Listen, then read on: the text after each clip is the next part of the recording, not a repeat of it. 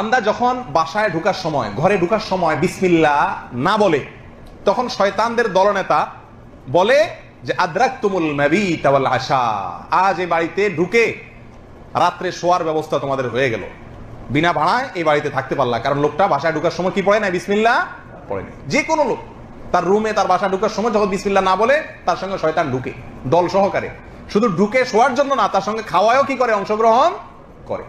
কোন কোন বর্ণনা আসছে যখন খায় মানুষ, বিসমিল্লাহ যে না বলে, তার সঙ্গে শয়তানেও খায় অদৃশ্য ভাবে, সেটা সে আঁচ করতে পারে না। আর বাসায় ঢোকার সময় যখন বিসমিল্লাহ না বলে, তখন শয়তানও প্রবেশ করে। তাহলে শয়তানের খাবারের একটা মেনু আমরা পেয়ে গেলাম, আইটেম পেয়ে গেলাম। সেটা হলো যেই খাবারে বিসমিল্লাহ বলা হয় না, ওই খাবারে শয়তান অন্তর্ভুক্ত হয়ে সেখানে সে যোগ দেয়, সে খায়। শয়তানের খাবার প্রসঙ্গে সহিহ মুসলিমের আরেকটি বর্ণনা আছে, নবী সাল্লাল্লাহু আলাইহি ওয়াসাল্লাম বলেছেন, কোন ব্যক্তি যদি কোনো হাড্ডি খাওয়ার সময় বিসমিল্লাহ বলে, তো আল্লাহ সুবহানাহু ওয়া তাআলা ওই হাড্ডিতে গোশতের ব্যবস্থা করে দেন, যেটা আমরা দেখি না, শয়তানরা দেখে বা জিনেরা দেখে, ওখান থেকে তারা খেতে পারে। এই জন্য আমরা যে হাড্ডিগুলো ফেলে দিই, এগুলা হাদিসের আলোকে বোঝা গেল কাদের খাবার? জিনদের খাবার। তারা সেখান থেকে খায়, কিন্তু সেটা আমরা দেখি না বা আঁচ করতে পারি না। ইবলিসের সিংহাসন কিসের উপরে? বিশাল বড় সাগর আর মহাসাগরের উপরে ইবলিস শয়তান তার সিংহাসন নিয়ে বসা। প্রতিদিন সকালবেলায় শয়তানগুলোরে মানব রাজ্যে পাঠিয়ে দেয়, যা তোরা মানব রাজ্যে চলে যা, যে মানুষকে ওয়াসওয়াসা দেয়, ওয়াসওয়াসা দিয়ে খারাপ কাজ করা। সারাদিন খারাপ কাজ করার পরে কি কি ওয়াসওয়াসা দিল, কি কি খারাপ কাজ মানুষের মধ্যে ঘটালো, সন্ধ্যাবেলায় সব শয়তান এসে ইবলিসকে বয়ান শোনায়। সন্ধ্যাবেলায় শয়তানগুলো এসে বলে, আমি এক লোককে দিয়ে মিথ্যা কথা বলিয়েছি। আরেক শয়তান বলে, আমি নামাজ কাজা করিয়েছি এক আল্লাহর বান্দাকে দিয়ে। আরেকজন বলে, আমি ওজনে কম দিয়েছি। আরেকজন বলে, আমি সুদের ব্যবসার মধ্যে টাকা লাগানোর ব্যবস্থা করে দিয়েছি। এক একজন এক একটা ওয়াসওয়াসা দিয়ে আল্লাহর মুমিন বান্দাদেরকে ধোঁকা দিয়েছে। এগুলোর ফিরিস্তি এসে সব শয়তানেরা ইবলিসকে শোনায়। কিন্তু দুই জায়গা ছাড়া অন্য কোন স্থানে শয়তান থাকার অনুমতি পায় নাই। এই তৌহিদ রাজ্যে একত্ববাদের ভিতরে আল্লাহর এই সমস্ত তৌহিদ রাজ্যের মধ্যে শয়তান থাকার স্থান নাই। শয়তান থাকার স্থান মাত্র দুইটা স্থানে। সেটা কি? একটা জিনের অন্তর, একটা মানুষের অন্তর। আল্লাহ স্পষ্ট কোরআনে বলে দিয়েছে সূরা নাসে, কুল আউযু বিরাব্বিন নাস মালিকিন নাস ইলাহিন নাস মিন শাররিল ওয়াসওয়াসিল খান্নাস আল্লাযী ইউওয়াসউইসু ফি সুদুরিন নাস। সুদুর ইন্নাস, মানুষের অন্তরে শয়তান খান্নাস রূপে বসবাস করে। শয়তান কোন রূপে বসবাস করে? মানুষের অন্তরে খান্নাস রূপে। এই সৃষ্টি জগতে যত মানুষ আছে, সে হোক বৌদ্ধ, সে হোক হিন্দু, সে হোক ইহুদি, সে হোক খ্রিস্টান, সে হোক এই মুসলমান, সে হোক সেন্টু, তাও, মং, জাবারিয়া, গাবারিয়া, যা মঞ্চে যে কোনো ধর্ম বর্ণ নির্বিশেষে যে কোনো জাতির হোক, সকল মানুষের অন্তরে খান্নাস রূপে শয়তান অবস্থান করে। শয়তানের সবচেয়ে ভয়ঙ্কর রূপ হচ্ছে খান্নাস। এই খান্নাস রূপে শয়তান মানুষ এবং জিনের অন্তরে বাস করে। এখন আমাদের সমাজে মানুষকে, সহজ সরল মানুষকে ভুল বোঝানো হয়। কয় শয়তান বলে এই বাথরুমে থাকে, শয়তান বলে, আমি বড় বড় অনেকের আলোচনা শুনি, অবাক হই, বলে শয়তান বলে পাঁচ জায়গায় থাকে, শয়তান বাথরুমে থাকে, খালি বিছনায় থাকে, খালি বিছনা হয়ে গেলে আবার বলে যে এলোমেলো কাপড় চোপড়ের ভিতরে থাকে। এরকম বাবা, কোরআন দর্শন বিরোধী কথা। তৌহিদ রাজ্যে শয়তান থাকার অনুমতি আল্লাহ রাব্বুল আলামিন দেয় নাই। একটু আলোচনা করার চেষ্টা করব নফস এবং রূহ সম্পর্কে। কোরআনুল মাজিদে রব্বুল আলামিন যে দিক নির্দেশনা রাহমাতাল লিল আলামিনের মাধ্যমে আমাদেরকে দিয়েছেন, সেই বিষয়ে নফস আর রূহের পার্থক্য কি, নফস কত প্রকার ও কি কি, নফস কাহাকে বলে, এই সম্পর্কে, এবং রসুল এবং আলে রসুল সম্পর্কে, যাহারা আমাদেরকে নফসের পরিচয় দান করবেন, তাদের সম্পর্কে আমাদের একটু জানা প্রয়োজন আছে। এখানে আপনারা সবাই জ্ঞানী গুণী মানুষ, আপনারা অনেক ওয়াজ নসিহত শুনেছেন, অনেক কিতাবাদি পাঠ করেছেন। ওইখান থেকেই আমি একটু আলোচনা আমার মতো করে করার চেষ্টা করব। আমার মহান মুর্শিদ, যুগশ্রেষ্ঠ মহামানব, বাংলার আব্দুহু চিরাগে জান শরীফ কালান্দার বাবা জাহাঙ্গীর বা ইমান আল শরীফ ইয়ফি আনহুর লিখিত কুরআনুল মাজিদ, যে শব্দে শব্দে হুবহু অনুবাদ এই কুরআনুল মাজিদে করা হয়েছে, সেখান থেকে, এবং তার লিখিত 28টি সুফিবাদের উপরে কোরআন ও হাদিসের আলোকে লিখিত 28টি কিতাব আছে, সেখান থেকে এবং সমগ্র বিশ্বের সুফিয়ানে কেরামদের থেকে একটু আলোচনা করার চেষ্টা করি। আল্লাহ রাব্বুল আলামিন সমস্ত জগতের রহমত স্বরূপ আল্লাহর হাবিবকে প্রেরণ করেছেন। আল্লাহ কুরআনুল মাজিদে বলেছেন, আমা আরসালনাকা ইল্লা রাহমাতাল লিল আলামিন, হে আমার হাবিব, আমি আপনাকে জগৎ সমূহের রহমত হিসেবে প্রেরণ করলাম। আল্লাহর হাবিব রহমত হয়ে আমাদের জন্য জগতের বুকে এসেছেন। আল্লাহর হাবিবকে দেখা মানে রহমতকে দেখা, আল্লাহর হাবিবের বাণী শোনা মানে রহমতের বাণী শোনা, আল্লাহর হাবিবের মহব্বত হৃদয়ে পয়দা করা মানে আল্লাহর রহমতের প্রতি, আল্লাহর রহমতের উপরে মহব্বত পয়দা করা, মহব্বত করা। মহব্বত সবাই করতে পারে না, মহব্বত সব নফস করতে পারে না। যার নসিবে আছে, মহানবীর আপন চাচা মহানবীকে মহব্বত করতে পারে নাই, কিন্তু আরবের, আফ্রিকার কৃতদাস হাবশি বেলাল সে আল্লাহর হাবিবকে মহব্বত করেছে। আল্লাহর হাবিবকে মহব্বত করার কারণে হাবশি বেলাল তার নফস থেকে খান্নাস রূপী শয়তানকে মুসলমান করতে পেরেছে, নফসকে খান্নাস রূপী শয়তানের ধোঁকা হতে মুক্ত করতে পেরেছে, মুমিনে পরিণত হয়েছে, সাহাবায়ে পরিণত হয়েছে। আশিক রাসূল হযরত বেলাল রাদিয়াল্লাহু তাআলা আনহুম তিনি মুমিনে পরিণত হয়েছে। এবং কোন একটি হাদিসে আল্লাহর হাবিব উল্লেখ করেছেন যে বেলাল, সর্বপ্রথম তুমি জান্নাতে প্রবেশ করবে। আজকে আমরা মহব্বতের সম্পর্ক ইমানের সম্পর্ক মহব্বতের সাথে। ইমানের অপর নামই মহব্বত, মহব্বতের অপর নামই ইমান। আল্লাহর হাবিব কোন সাহাবায়ে কেরামকে ভাষা শিখিয়ে মুমিনে পরিণত করেন নাই, মহব্বত করে, মহব্বত শিখিয়ে মুমিনে পরিণত করেছেন। মহানবীর অনেক সাহাবা ছিল যাহারা লিখতে জানতেন না, পড়তে জানতেন না, কিন্তু তাহারা মুমিন। মহব্বত করতে বিদ্যার প্রয়োজন হয় না, মহব্বত করতে সম্পদের প্রয়োজন হয় না, মহব্বত করতে অর্থের প্রয়োজন হয় না, মহব্বত করতে জমিদারির প্রয়োজন হয় না, মহব্বত করতে রূপের প্রয়োজন হয় না, মহব্বত করতে কোনো শর্ত নাই, শুধু একটা জিনিসের প্রয়োজন, সেইটা হইল পবিত্র, পরিষ্কার, স্বচ্ছ একটা মনের প্রয়োজন, হৃদয়ের প্রয়োজন। মহব্বতের সম্পর্ক দেহের সাথে না, হৃদয়ের সাথে। মহব্বত অনেক বড় জিনিস। জগতে সেই বাদশাহ যে প্রেমিক, যে প্রেম, যে মহব্বত করতে পারে। খাজা গরিবে নওয়াজ সুলতানুল হিন্দ তার আপন মুর্শিদ খাজা উসমান হারুনি বাক্কাকে মহব্বত করেছেন, তাই তিনি সুলতানুল হিন্দ হয়েছেন, খাজা গরিবে নওয়াজ হয়েছেন। বাদশার বাদশাহ কমলেওয়ালা যেই সুলতানুল হিন্দ খাজা বাবা মোহাম্মদ গুরিরে ভিক্ষা দিছে ভারতবর্ষের মসনদ। মোহাম্মদ গুরিরে কাবুল কান্দাহার থেকে ডাইকা ইনা খাজা গরিবে নওয়াজ বলছে, হে মোহাম্মদ গুরি, তুমি বাদশাহী করো। মোহাম্মদ গুরি বলছিল, ওগো খাজা, আপনি তো করতে পারতেন এই বাদশাহী, আপনি আমাকে যে ফ্রিতে মাগনা দিলেন। তখন খাজা গরিবে নওয়াজ বলল, গুরি, তোমার জন্য বাদশাহী, আমার জন্য ফকিরি। ফকির যখন ভিক্ষা দেয় সেটা হয় বাদশাহী, ফকির যখন ভিক্ষা দেয় কাউকে সেটা হয় বাদশাহী। সুলতানুল হিন্দ খাজা বাবা দিয়েছে। আপনাদের এই সিলেট অঞ্চল রাজা গৌর গোবিন্দ সে শাসন করত।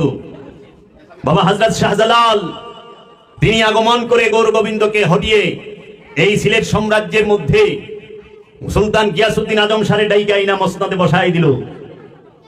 বলল যে গিয়াসউদ্দিন তুমি রাজত্ব করো। তখন বললেন, আপনি তো পারতেন শাহজালাল বাবা রাজত্ব করতে, আমাকে দিলেন যে। তোমার জন্য বাদশাহী, আমার জন্য ফকিরি। ফকির সে ভিক্ষা যদি দাও এটা বাদশাহী হয়। দুনিয়ার সম্পদ দিছে, ফকিরি দেয় নাই। মোহাম্মদ গুরিরে কিন্তু ফকির বানায় দেয় নাই। অনেক বাদশাহ জগৎ থেকে মিটা গেছে। খাজা গরিবে নওয়াজ সুলতানুল হিন্দ যাহাকে রাজত্ব দিছে মোহাম্মদ গুরি, তার মাজারে কিন্তু গিলা পড়ে না, তার মাজারে কিন্তু ফুল চলে না, তার মাজারে প্রতি বছর উরস হয় না, প্রতি মাসে উরস হয় না। কিন্তু খাজা বাবার গোলামি যারা করেছে প্রত্যেকের মাজার শরীফে গিলাফও আসে, আশেকান জাকেরানো আসে, ফুলও পড়ে, ওয়াজ নসিহতও হয় এবং তাবাররকও বিলি করা হয়, হয় না? অনেক রাজা মিটা যায়, ওলিরা মিটে না, কারণ ওলিরা জিন্দা, এর জন্য মিটে না। এখন ওলি হব কিভাবে? ওলি হওয়ার ফর্মুলা কি? প্রত্যেকটা মানুষ সে তার জীবন রোগের নিকটে, নফসের নিকটে রব্বুল আলামিনকে, আল্লাহ রব্বুল আলামিন প্রতিটা নফসের নিকটে রূহকে বীজ রূপে রেখে দিয়েছেন, সুপ্ত রূপে, গুপ্ত রূপে, অপ্রকাশিত রূপে রেখে দিয়েছেন। সাধারণ মানুষ বুঝতে পারে না, যখন সে সাধনা করে তখনই সে বুঝতে পারে। এখন সাধনা করবেন কিসে, সাধনা হয় কিসে, সবচেয়ে বড় বিষয় হলো এইটা। আমার অন্যের বিষয় জেনে আমার লাভ আছে? অন্যের পকেটে যদি হাজার হাজার টাকা থাকে, আমার পকেটে যদি টাকা না থাকে, আমার কোনো লাভ আছে? ওনার কাছে চাইলে উনি ধার দিব, এমনি তো আর দিব না। আর ওই টাকার মালিক আমি না। অন্যের বাড়ি গাড়ি আছে, তাতে আমার কি? আমার কি আছে? আমার যেটা আছে সেটা হলো মূল। তা আমি কে, আমার কি, সেইটা সম্পর্কে কোরআন কি বলছে? ঘটনার ওয়াজ আমরা সারা জীবন অনেক শুনছি, অনেক ঘটনা, কিন্তু ঘটনা আমাকে কিছু শেখাবে, কিন্তু ঘটনা আমাকে সত্য দেবে না। সত্য আমি পাবো কোথায়? যখন আমি দর্শনে শিক্ষা পাবো। কোরআনুল মাজিদ হচ্ছে আত্মদর্শন। কোরআনুল মাজিদে অনেক বিষয় আছে যেগুলো দর্শন। সেই বিষয়গুলো থেকে আজকে আমি একটা বিষয় আপনাদের সামনে আলোচনা করার চেষ্টা করব, রূহ এবং নফস সম্পর্কে। নফস কাকে বলে? কোরআনুল মাজিদে আরবিতে বলা হয়েছে নফস।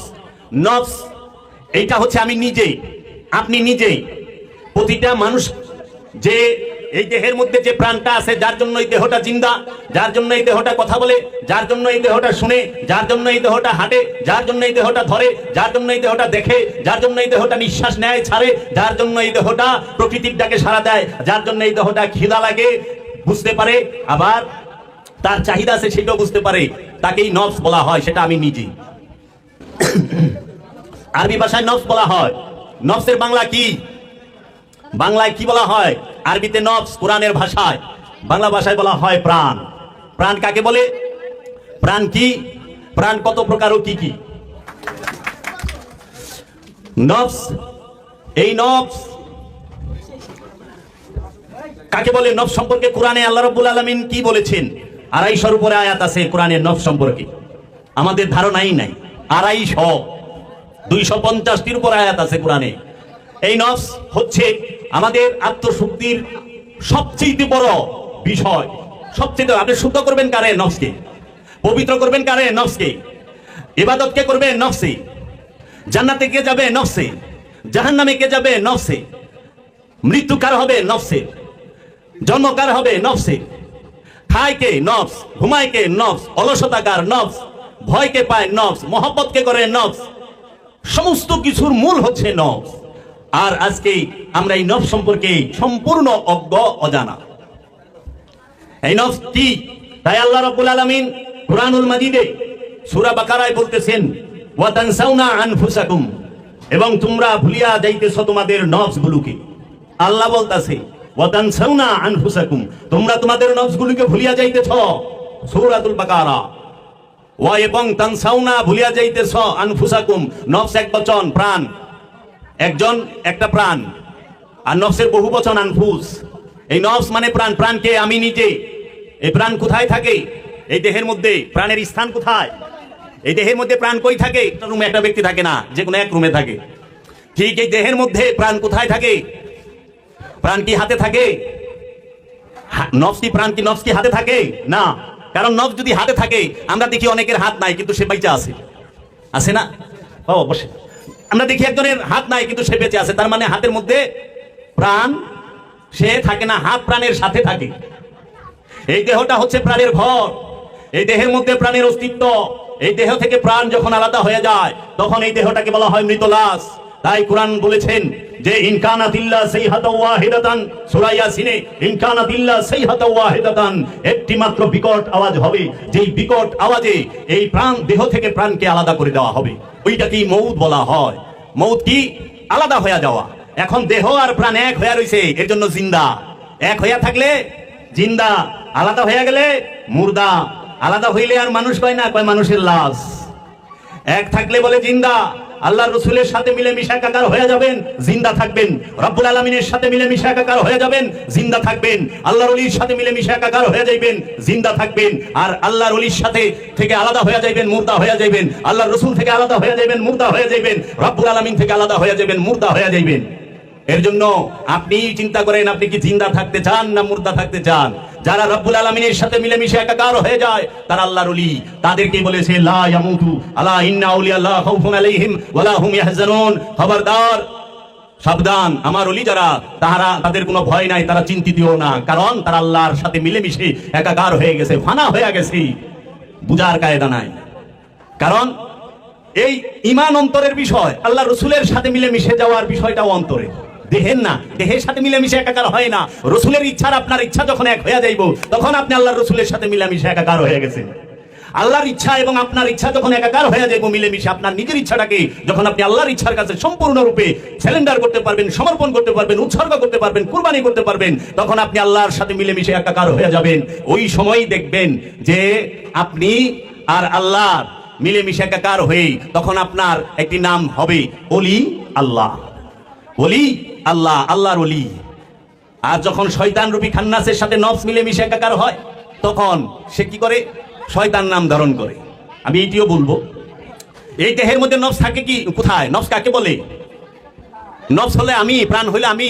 আমি কে? এই হাত আমি না, এই পা আমি না। আমরা কি বলি? আমার হাত। আমি হাত বলি না, কিন্তু আমার হাত মানে আমির সাথে আরেকটা জিনিস যুগ হয়ে রয়েছে। আমির সাথে যখন অন্য জিনিস যুগ হয়, অন্য কিছু যুগ হয়, তখন হয় আমার। দেখেন এই জগতে যা আছে, এই পৃথিবীতে যা আছে, এই দুনিয়ায় যা আছে, সব আমার। দেখেন হাত আমার, পা আমার, চোখ আমার, নাক আমার, কান আমার, মুখ আমার, থুতনি আমার, মাথা আমার, চুল আমার, দেহ আমার, বুক আমার, পিঠ আমার, পেট আমার, লিঙ্গ আমার, পায়খানার রাস্তা আমার, বউ আমার, সন্তান আমার, বাড়ি আমার, টাকা আমার, জায়গা আমার, মিল ফ্যাক্টরি আমার, ক্ষমতা আমার, সব আমার। আমি কো সব তো আমার।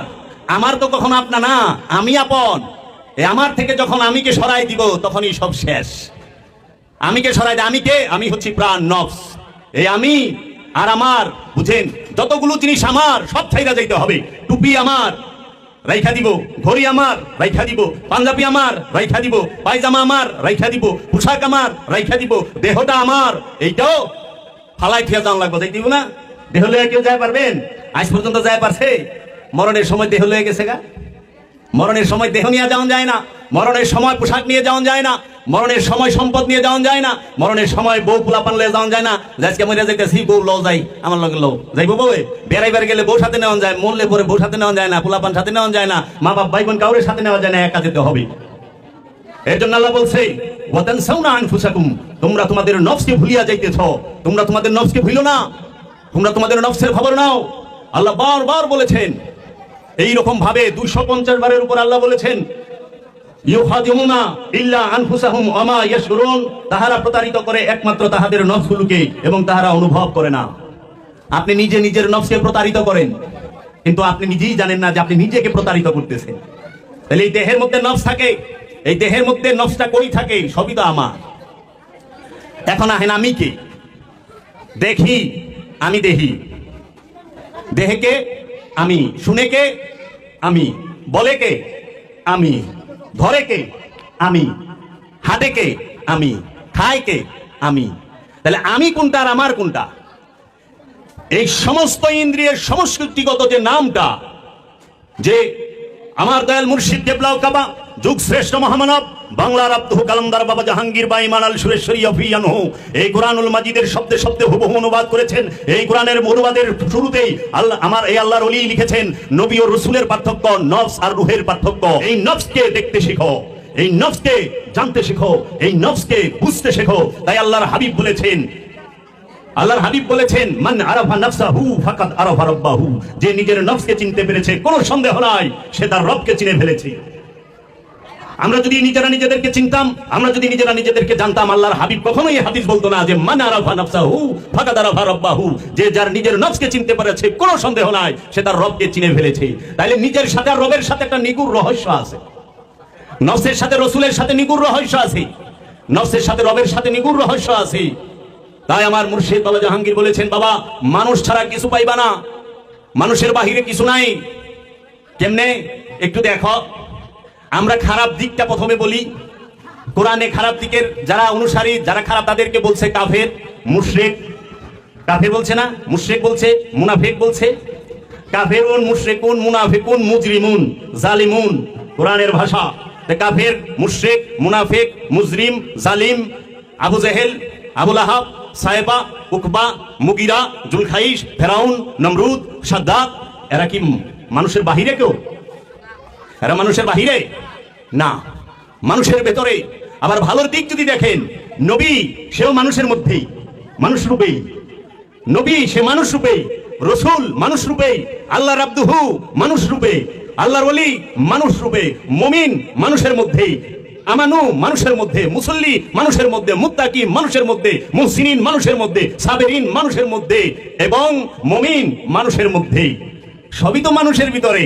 আলেম মানুষের মধ্যেই, জালেম মানুষের মধ্যেই, জাহেল মানুষের মধ্যেই, আবার হেকিম মানুষের মধ্যে। তাইলে বাবা মানুষের বাহিরে আপনি আল্লাহও পাইবেন না, মানুষের বাহিরে শয়তানও পাবেন না। তাই আমার মুর্শিদ বলছে মানুষের বাইরে শয়তানও নাই, মানুষের বাহিরে আল্লাহও নাই।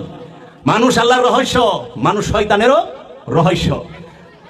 আল্লাহ রাব্বুল আলামিন কোরআনে বলতেছেন যে নফসের সাথে শয়তান মিশে থাকে। এই সৃষ্টি জগতে শয়তান থাকার স্থান মাত্র দুই জায়গা ছাড়া অন্য কোন স্থানে শয়তান থাকার অনুমতি পায় নাই। এই তৌহিদ রাজ্যে একত্ববাদের ভিতরে আল্লাহর এই সমস্ত তৌহিদ রাজ্যের মধ্যে শয়তান থাকার স্থান নাই।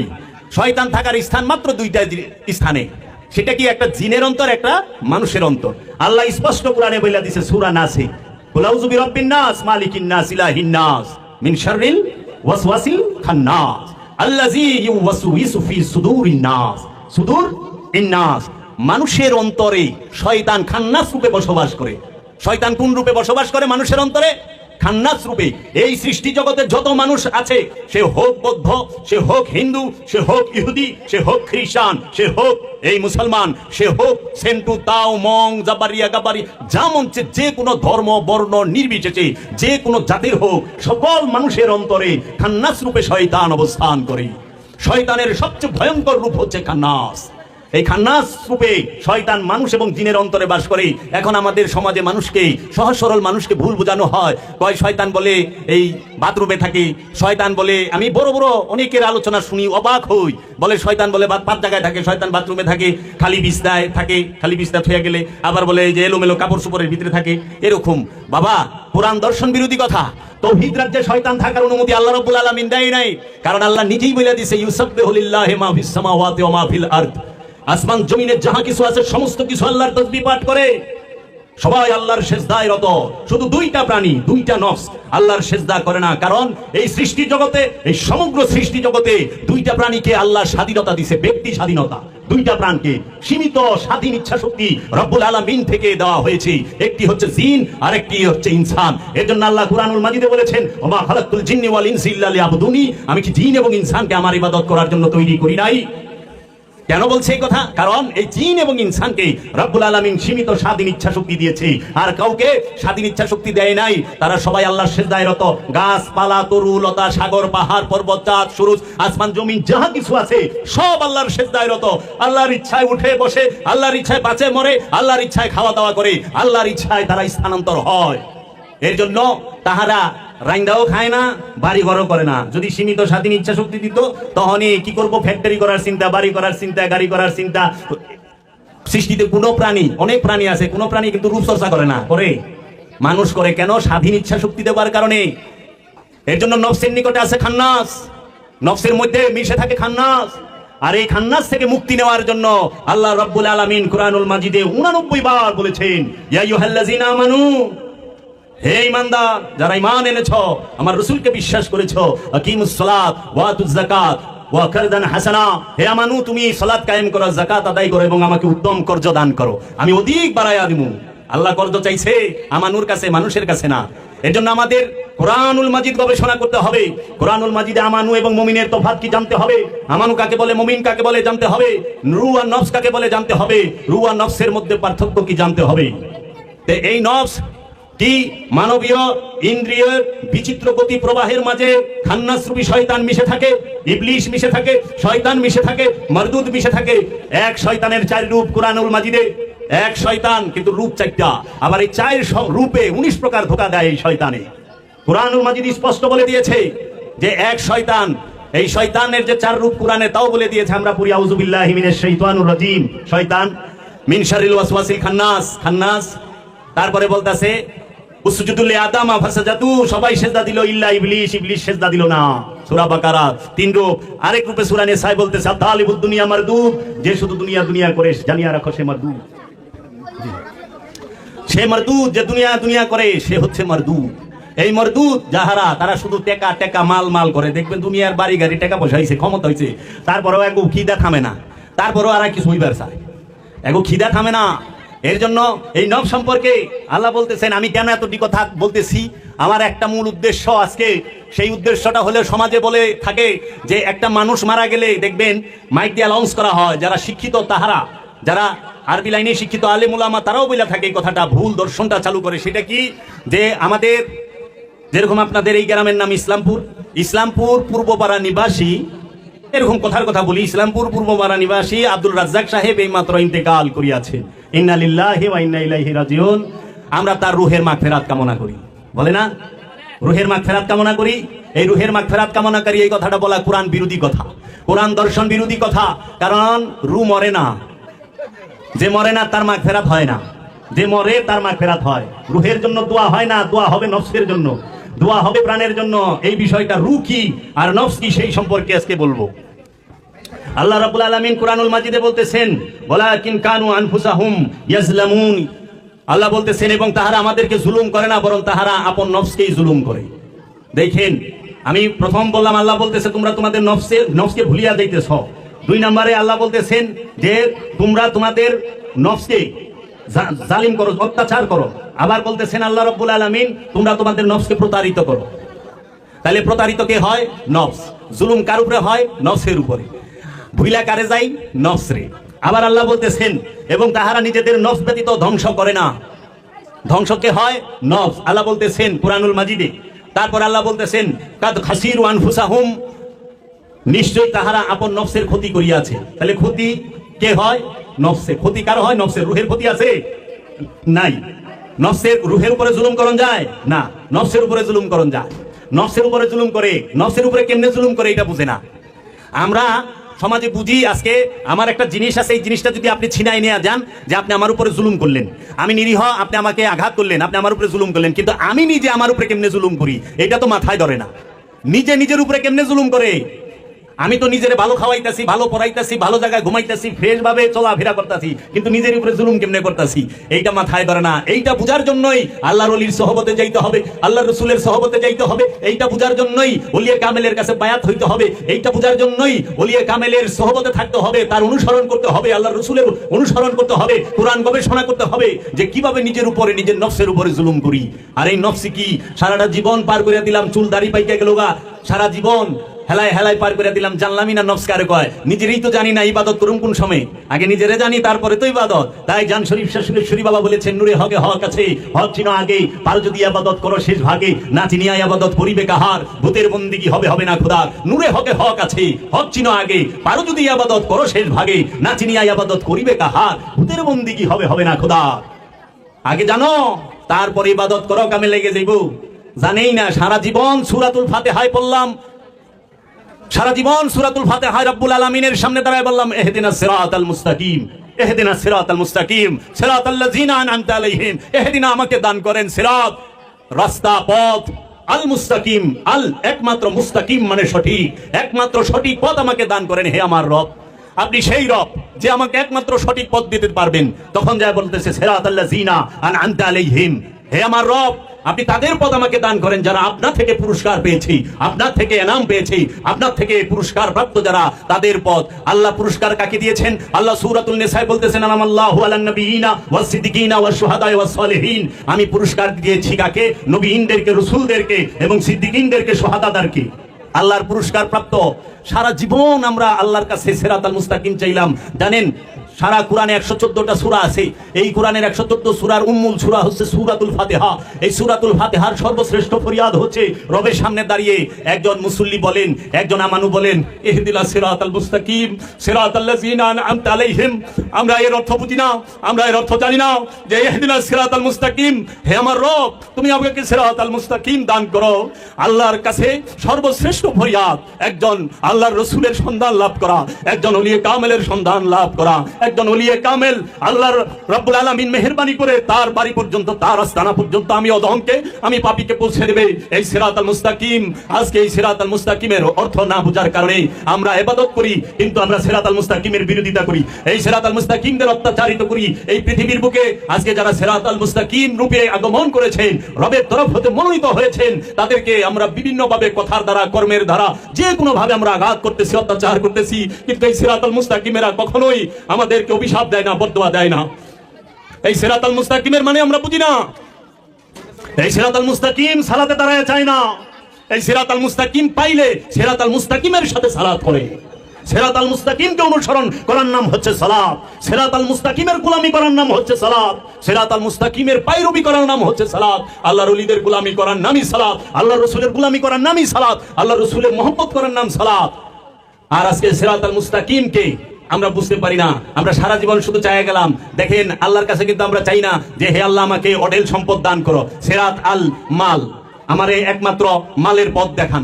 আল্লাহ তো আমরা কই না সিরাত আল ক্ষমতা, ক্ষমতার পথ দেখাইবার কই, টাকার পথ সম্পদের পথ দেখাইতে কই আল্লাহ রে না। আমরা বলি কি আমাদেরকে একমাত্র সঠিক পথ দান করেন, যেই পথে আমার আগে পূর্বে যারা ছিল তারা চলে আপনার কাছ থেকে পুরস্কার পেয়েছি। এই সিরাতাল মুস্তাকিমই হচ্ছে আল্লাহর নবীগণ, এই সিরাতাল মুস্তাকিম হচ্ছেন আল্লাহর রাসূলগণ, এই সিরাতাল মুস্তাকিম হচ্ছেন আল্লাহর ওলিগণ।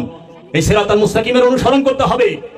আর এই সমস্ত সিরাতাল মুস্তাকিমের পিতা হচ্ছে সরকারে দু আলম আবুল কাসেম মুহাম্মদ সাল্লাল্লাহু আলাইহি ওয়াসাল্লাম। এই সিরাতাল মুস্তাকিমের কাছে বায়াত হইতে হয়। বায়াত না হইয়া সালাত করা যায় না। কারণ আগে সিরাতাল মুস্তাকিম প্রাপ্ত হন, সারা জীবন খালি আল্লাহর কাছে ফরিয়াদ কইরে গেলেন ইহদিনাস সিরাতাল মুস্তাকিম, ইহদিনাস সিরাতাল মুস্তাকিম, চুল দাড়ি পাইকা গেল তারপরে কয় ইহদিনাস সিরাতাল মুস্তাকিম। তাহলে সিরাতাল মুস্তাকিমের অনুসরণ করবেন কবে?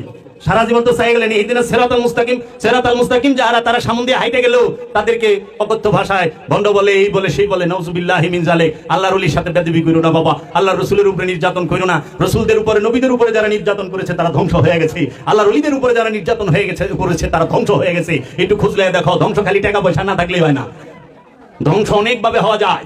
সবচেয়ে বড় ধ্বংস সে যার নফসের সাথে খান্নাস রূপী শয়তান চিরতরে স্থায়ী হয়ে রয়েছে, সে হলো মহাধ্বংস। দ্বিতীয় ধ্বংস যাকে রব্বুল আলামিন অঢেল সম্পদ এবং ক্ষমতার মধ্যে ডুবায় রাখে, ওইটা হলো দ্বিতীয় ধ্বংস। খালি ক্ষমতা আর সম্পদ, ক্ষমতা আর সম্পদ। আল্লাহর সবচেয়ে বড় মেহেরবানি সিরাতাল মুস্তাকিম দান করে। আপনি অনেক সৌভাগ্যবান যারা আল্লাহর ওলির কদমে এসেছেন, আপনাদেরকে আল্লাহ সিরাতাল মুস্তাকিম দান করেছে। আল্লাহ সিরাতাল মুস্তাকিম দান করেছে। সম্পদ নাই, দুঃখ নাই, ঘর নাই, দুঃখ নাই, বাড়ি নাই, দুঃখ নাই, পেটে খাওয়ান নাই, দুঃখ নাই। কিন্তু আমার সামনে ওলিয়ে কামেলের চেহারা আছে, ওলিয়ে কামেল আছে। ওলিয়ে কামেলের চেহারা মুবারককে আইনুল্লাহ বলা, ওয়াজহুল্লাহ বলা হয়। ওলিয়ে কামেলের চোখকে আইনুল্লাহ বলা হয়। ওলিয়ে কামেলের হাতে ইয়াদুল্লাহ বলা হয়। এই ওলিয়ে কামেল যদি আমার সামনে থাকে, আমার সব আছে। আল্লাহর রাসূল আমার সব আছে, আমার সামনে, আমার কাছে সব আছে। আমার কাছে আল্লাহর রাসূল নাই, কিন্তু সব থাকা সত্ত্বেও কিচ্ছু নাই। কারণ এই দুনিয়া হচ্ছে মাতাউল গুরুর। কোরআন বলছে এই দুনিয়া হচ্ছে মাতাউল গুরুর। এটা ধোকার রং ব্যতীত আর কিছুই না, ধোকার রং ব্যতীত কিছুই না। শিশু তার সুখ খুঁজে, তার সুখ খুঁজে কোথায়? কিশোরকালে। কিশোর তার সুখ খুঁজে যৌবনকালে। যুবক তার সুখ খুঁজে মনে হয় বিয়া শাদী করলে পরে। বিয়া করছে দনম জাহান্নাম হয়ে গেছে গা, খাইছি মারামারি, অভাব অনটন লাগছে। বউ ভাগলামি করে, জামাই ভাগলামি করে, পোলা বান্ধব একটা হইলে ঠিক হয়ে যাবে। মই মুরব্বীরা কারণে পোলা বান্ধব অশান্তি আরো বাড়ছে। অনেক সুখ তো হেন নাই, লাস্টে চিন্তা করে না রে সুখ মনে হয় বুড়াই হইতে গেছি, সুখ জান্নাতেই আছে। তখন যায় বুড়াকালে নামাজ পড়া শুরু করে, তসবিহ লইয়া করে না। তাই মাতাল রাজ্জাক দেওয়ান উনি একজন আল্লাহর ওলি, তিনি বলছেন রসে বাদে সর্দি কাশে হইয়া গেছে হাঁপানি, জীবন খাতার শূন্য পাতায় লাই গেছে টানাটানি। বুড়াকালে রসে বাতে সর্দি কাশে হইয়া গেছে হাঁপানি, জীবন খাতার শূন্য পাতায় লেগে গেছে টানাটানি। কেউ কয় মক্কা যাইতে বেশি সময় নাই হাতে, 2 দিনেতে তাবলিগেতে কলমা ভরে না যে হাল। কারণ বুড়া বয়সে কলমা মুখস্থ হয় না, মাথা ধরে না তো বুড়া বয়সে, কি করবো ধরে না। তখন বলি যে আমি দিয়া ইসলামের দুহাই বেকার ঘুরি খাই, দাড়ি টানি তসবি তুলাই, আল্লাহ কই ভুলাইয়া গাল। চিরবাস্তব কথাগুলো বলে গেছে। এবাদত করবা যৌবনকালে, এবাদতের সময় যৌবনকালে। হলুদ গাভীকে জব করতে হবে, এই হলুদ গাভী জব করতে হবে। যৌবনকালের আবাদত রবের কাছে গ্রহণযোগ্য। বুড়াকালে কি আবাদত করবো জানলেই তো টানাটানি। কারণ বুড়া বয়সে দেহটা নফসের উপরে ভারী হয়ে যায়, এই দেহটা অনেক ভারী হয়ে যায় নফসের জন্য। এই নফসকে চেনো, নফসকে জানো। নফসকে চিনতে হইলে আল্লাহর ওলি লাগবো, নফসকে জানতে হইলে আল্লাহর ওলি লাগবো। আল্লাহর ওলি কি শিখাবে? দায়মি সালাত, অনুষ্ঠান না। দায়মি সালাত ছাড়া নফসকে চেনা যায় না। দায়মি সালাত করতে হবে, দায়মি সিয়াম করতে হবে, দায়মি যাকাত দিতে হবে, দায়মি কুরবানি করতে হবে।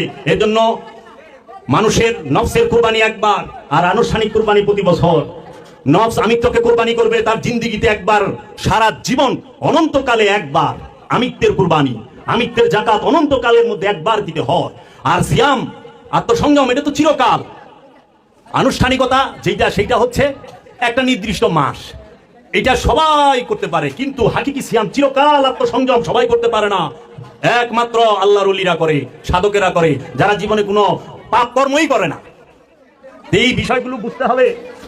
তাহলে জন্মায় কে? নফস। কোরআন কি বলছে? কুল্লু নাফসিন যায়কাতুল মাউত, প্রত্যেক নফস মৃত্যুর স্বাদ গ্রহণ করবে। মৃত্যুর স্বাদটা কে গ্রহণ করবে?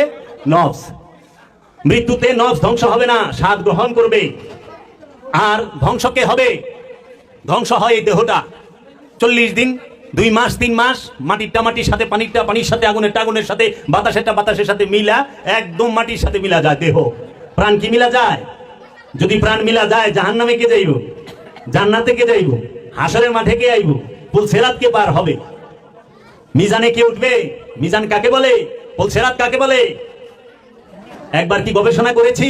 না, সারা জীবন শুধু গদবাদা কথা শুনে গেলাম, কিন্তু কুরআনুল মাজিদে পুলসিরাতের কি দর্শন সেটা জানলাম না।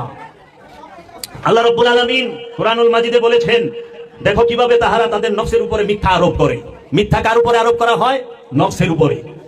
মিথ্যা আরোপ করা হয় নফসের উপরে। উনজুরু কাইফা কাযাবু আলা আনফুসিহিম, দেখো তাহারা কিভাবে তাদের নফসের উপরে মিথ্যা আরোপ করে। তারপরে আল্লাহ রাব্বুল আলামিন কুরআনুল মাজিদে বলতেছেন, অথচ তাহারা নিজেদের নফসকে বিপথগামী করেছে, তাহারা তা অনুভব করে না। ওয়ামা ইউদলুনা ইল্লা আনফুসাহুম ওয়ামা ইয়াশকুরুন, অথচ তাহারা নিজেদের নফসকে বিপথগামী করিয়াছে, তাহারা তা অনুভব করে না। কোরআন আল্লাহ বলতেছে, নফসকে বিপথগামী, নিজেই নিজেকে বিপথগামী করি। দোষ দেই আল্লাহ, আমি কি করছি আমার এরকম করলা? আল্লাহ কোনদিন কার উপরে জুলুম করেন। আল্লাহ কোরআনে কয়ে দিছে, তুমি যাহা অর্জন করো তোমাকে তাহাই দেওয়া হবে। যারা পরিমাণ করে থাকলে যারা পরিমাণই দেওয়া হবে। ভালো করলে ভালোই দেওয়া হবে, খারাপ করলে খারাপ দেওয়া হবে। কারণ আল্লাহুস সামাদ, আল্লাহ হচ্ছে মহা নিরপেক্ষ। আল্লাহ কাহার উপরে জুলুম করে না, কারণ আল্লাহ রহমান, আল্লাহ রহিম, আল্লাহ গফুর, আল্লাহ সে অনন্ত অসীম দয়ালু। সে কখনো কাহার উপরে নির্যাতন জুলুম করে না। আমরা নিজেরা নিজেদেরকে জাহান্নামে ফালাই। আমরা নিজেরা নিজেদের জান্নাত তৈরি করব। নিজের জান্নাত নিজের তৈরি করতে হবে। তাই আল্লামা ইকবাল বলেছেন, দয়ারে ইশক মে আপনা মাকাম পায়দা কর, তুমি তোমার আপন মুর্শিদের ধ্যানে, আপন মুর্শিদের মোহব্বতে নিজের রাজ্য তৈরি করো। তেরা তরিকা আমিরি নহি ফকিরি হ্যায়, তোমার যে রাস্তা এটা ধনী, এই বাদশাহী না, আমিরি না, ফকিরি। ফকির কি? এই ভিক্ষুক না। ফকিরি মানে হচ্ছে খান্নাস মুক্ত, নফস পবিত্র, নফসের অধিকারী হওয়া, আল্লাহর ওলি হওয়া, আল্লাহওয়ালা হওয়া। তোমার তরিকাটা হচ্ছে ফকিরি। যাহা হে তেরে লিয়ে তু নেহি যাহা কে লিয়ে, এই পৃথিবীটা তোমার জন্য তৈরি হয়েছে, তুমি এই পৃথিবীর জন্য তৈরি হও নাই। এর জন্য দেখবেন সমগ্র পৃথিবীর যত সৃষ্টি আছে, সমগ্র সৃষ্টিগুলো আমাদের সেবা করতেছে। গাছ ফল দিচ্ছে, পশু পাখি তারা মাংস দিচ্ছে, দুধ দিচ্ছে, তারা আমাদেরকে সেবা করে যাচ্ছে সমগ্র। তাই আল্লামা ইকবাল বলছে, কি হক সে ফেরেশতোं ने ইকবাল কি গম্মাজি গুস্তাখ है करता है फितरत की हिमाबंदी। কোন অধিকার ইকবালের কাছে ফেরেশতা পাঠানো হয়েছে?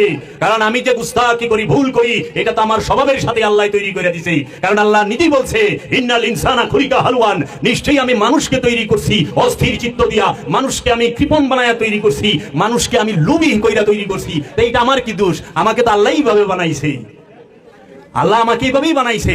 তখন তিনি বলেছেন যে আমি ইকবাল এই সমস্ত সৃষ্টি রাজ্য তোমার সেবায় নিয়োজিত। তাই বলছে যে আদম কো শিখাতা হে আদাবে খোদাবন্দি, সমগ্র সৃষ্টিকে শিখাইছে আদমকে তাজিম করা, সমগ্র মাখলুককে শিখাইছে আদমকে তাজিম করা। আর আদমকে রব শিখিয়ে দিয়েছে, হে আদম তুমি আমার দাসত্ব করো। আমার দাস আদম, আদম হচ্ছে আল্লাহর বান্দা, আল্লাহর দাস। ডাকে আল্লাহ নিজে বলছে, আদম আমার বান্দা। কোরআন খুইলেন, ইব্রাহিম আমার বান্দা, সলেহিনদের মধ্যে অন্যতম, ঈসা আমার বান্দা, মুসা আমার বান্দা, ইয়াহিয়া আমার বান্দা, জাকারিয়া আমার বান্দা, নূহ আমার বান্দা, সুলাইমান আমার বান্দা, ইদ্রিস আমার বান্দা, শুআয়ব আমার বান্দা। কেন বলছে আল্লাহ রাব্বুল আলামিন এই সমস্ত আম্বিয়া আলাইহিস সালাতু ওয়াস সালামকে আল্লাহর বান্দা? কারণ তারা আল্লাহর দাসত্ব করেছে। কিন্তু আমার মতো পাপীরে কিন্তু আল্লাহ বান্দা করে ডাকে নাই। আমি কই আমি আল্লাহর বান্দা, আল্লাহ কিন্তু কই না জাবের আমার বান্দা। আমি কই এটাই তো স্বাভাবিক, আমি আল্লাহরে ডাকুম, এইটাই স্বাভাবিক। কিন্তু আল্লাহ যখন আমাকে ডাক দিবে, তখন যায়া বাত তো কুছ और है, এটা তো অন্য কিছু আছে, যে আল্লাহর প্রিয় মাহবুব হয়ে গেছে।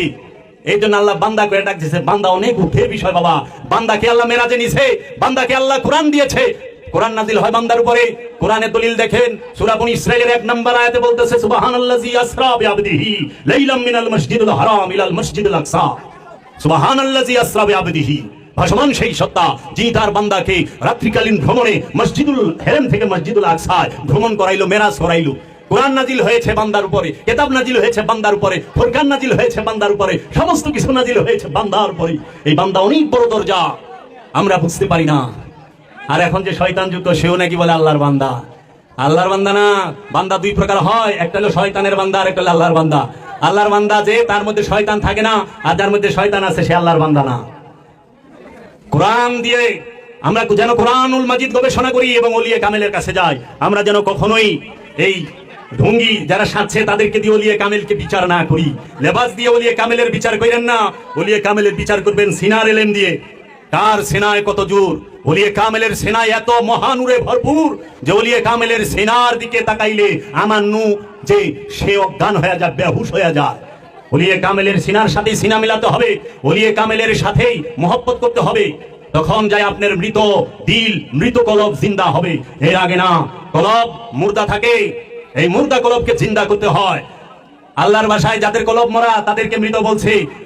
আল্লাহর ভাষায় কি, যার কলব মরা সে মুর্দা, যার দেহ মরা সারে আল্লাহ জিন্দাও কইছে। আমি একটু দলিল দিয়া দেই। আল্লাহর হাবিব সরকার দু আলম তাজদার মদিনা সৈয়দুল আম্বিয়া আবুল কাসেম মুহাম্মদ সাল্লাল্লাহু আলাইহি ওয়াসাল্লাম যখন এই আরবের জাহেলদেরকে, আইয়ামে জাহেলিয়াতের যুগের মানুষদেরকে ডাকলেন, আবু কুবাইস নামক পাহাড়ে দাঁড়ায়া, ইয়া আইয়ুহান নাস কুলু লা ইলাহা ইল্লাল্লাহ, হে মানুষেরা তোমরা বলো লা ইলাহা ইল্লাল্লাহ, তোমরা এক আল্লাহর ইবাদত করো, তোমরা অনেক ইলার ইবাদত করিও না, তোমরা শয়তানের দাসত্ব করিও না, ইন্নী রাসূলুল্লাহ, নিশ্চয়ই আমি আল্লাহর রাসূল।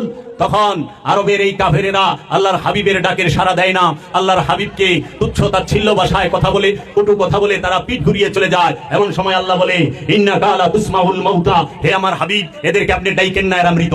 ইন্নাকা লা তুসমাউল মাউতা, হে আমার হাবিব এরা শুনবে না, এরা মৃত, এদেরকে আপনি ডাইকেন না, এরা মৃত। কিন্তু ওই সময় আমরা জাগতিক দেখতে পাই, চিকিৎসা বিজ্ঞানে, মেডিকেল সায়েন্সে বলা হয়, যে খায় সে জিন্দা, যে দেখে সে জিন্দা, যে শুনে সে জিন্দা, যে নিঃশ্বাস নেয় নিঃশ্বাস ছাড়ে সে জিন্দা, যে হাঁটে ফিরে চলে ফিরে সেও জিন্দা। জিন্দা পায় না মেডিকেল সায়েন্সে, কিন্তু আল্লাহ কইতাছে ইন্নাকা লা তুসমাউল মাউতা, এরা সবাই মৃত, এরা জিন্দা না, মরা। অথচ ওই সময় আবু জেহেল সে হাঁটতাছে, চলতাছে, ফিরতাছে, আবু লাহাব হাঁটা চলা ফিরা করতেছে, আবু জেহেলের সন্তান হচ্ছে, আবু জেহেল যুদ্ধে যাচ্ছে, আবু লাহাব যুদ্ধে যাচ্ছে, কিন্তু আল্লাহ কইতাছে মরা। কেন মরা? কারণ তাদের কলব মরা। ওই যে আল্লাহ সূরা বাকারা কয়ে দিয়েছে, সুম্মুন বুকমুন উমিয়ুম ফাহুম লা ইয়ারজিউন, তাদের চোখ থাকবো দেখবো না, কান থাকবো শুনবো না, জবান থাকবো বলতে পারবে না, বুবা, হৃদয় থাকবো অনুভব করতে পারবে না।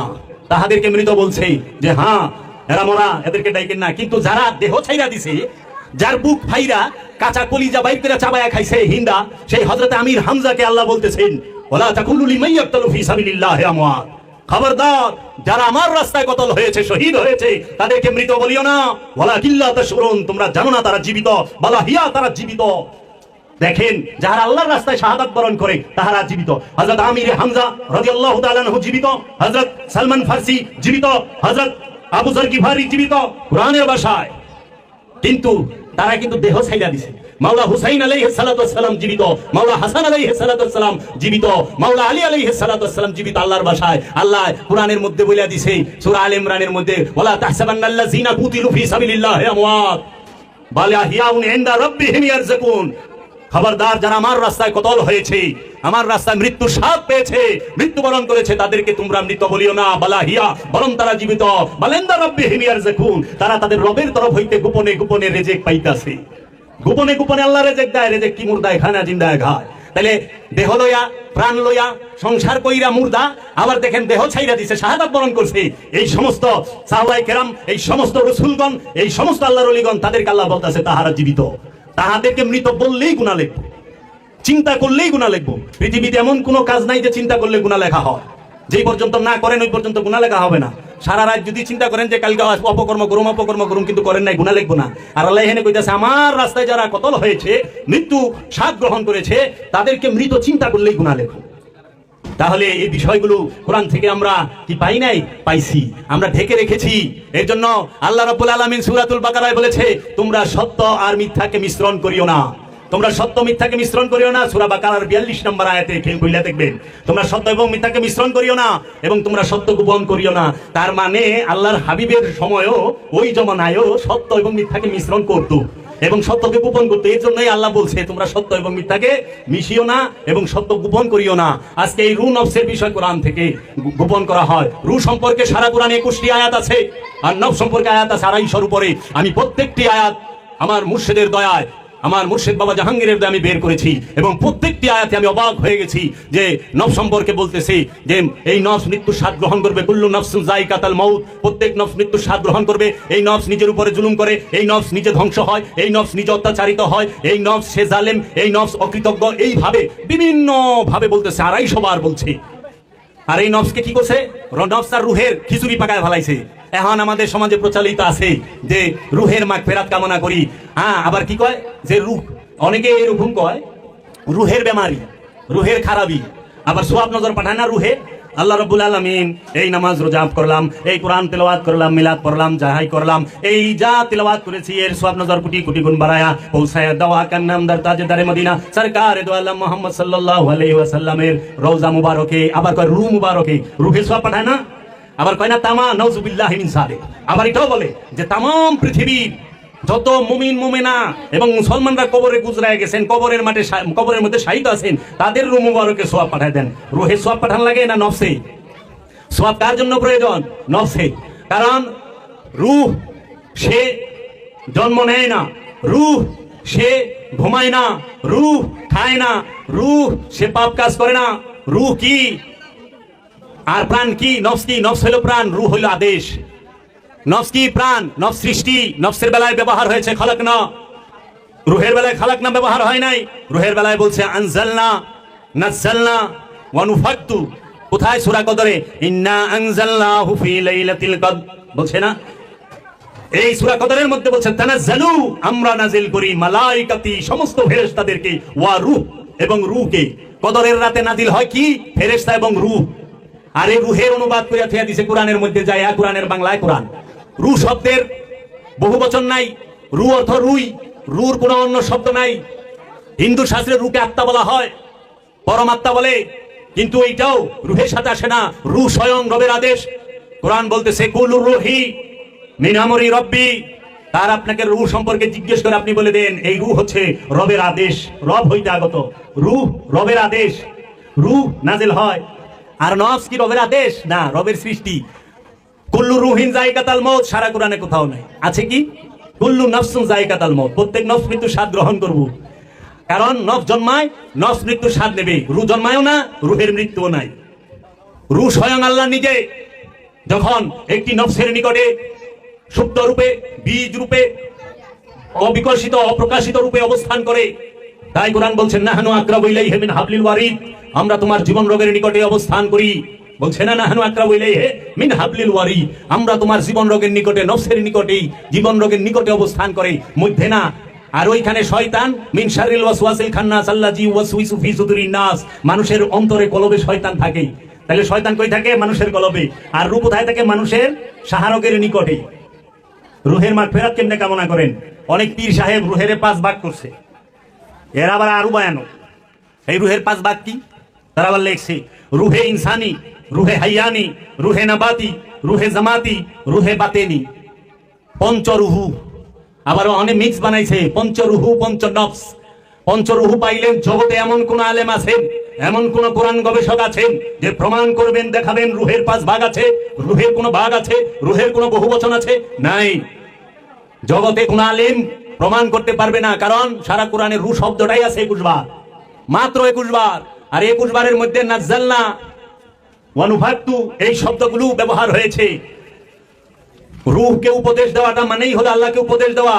তাই যত আদেশ, উপদেশ, ভয়, ভীতি ইত্যাদি বিষয়গুলো নফসকে কেন্দ্র করেই দেওয়া হয়ে থাকে, এবং রূহকে উপদেশ দেওয়ার প্রশ্নই আসে না।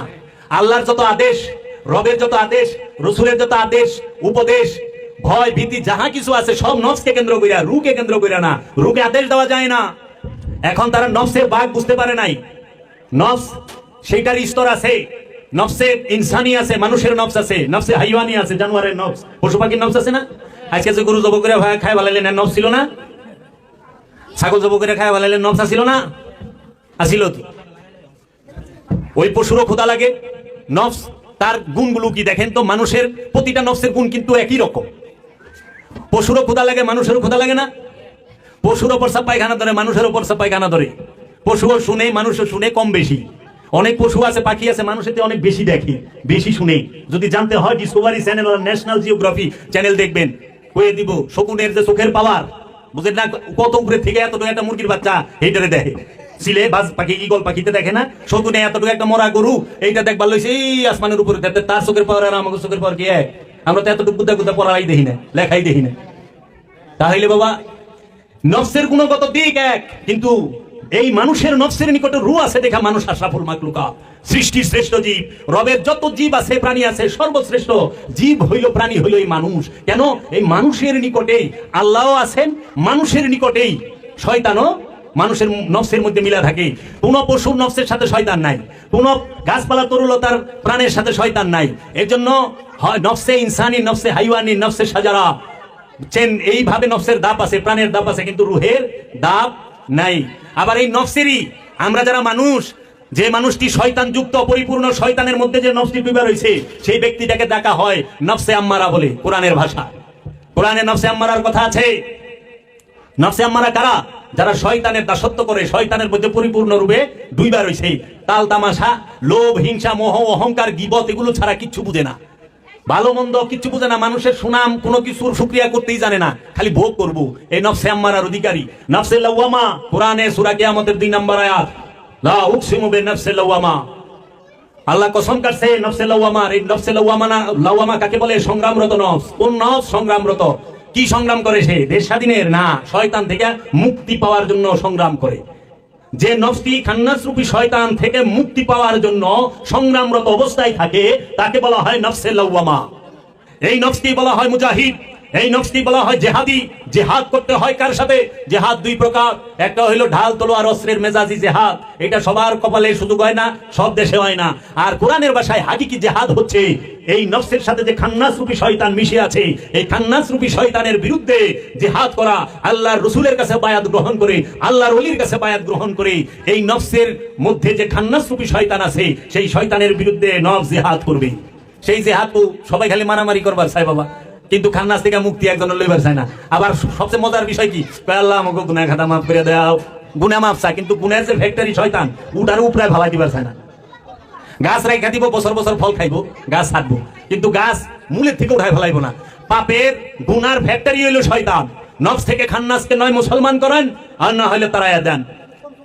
দায়মি সালাতের মাধ্যমে ওলিয়ে কামেলের কাছে বায়াত হইয়া নিজে নিজে সালাত হয় না, নিজে নিজে সালাত হয় না, নিজে নিজে সালাত করার সিস্টেমই নাই। এখন তো আমরা নিজেরা নিজেরা মন ইচ্ছা মতো নামাজ পড়ি। আর আল্লাহ কইতেছে আমার রসুল যেভাবে পড়ে বলে সেইভাবে ইবাদত করো, আমার রসুল যাহা বলে তাহা করো। রসুল যাহা বলছে সেইগুলো পালন করার নাম হচ্ছে অনুসরণ, আর রসুল যাহা করছে সেইগুলোকে পালন করা, সেইগুলো করার নাম হলো অনুকরণ।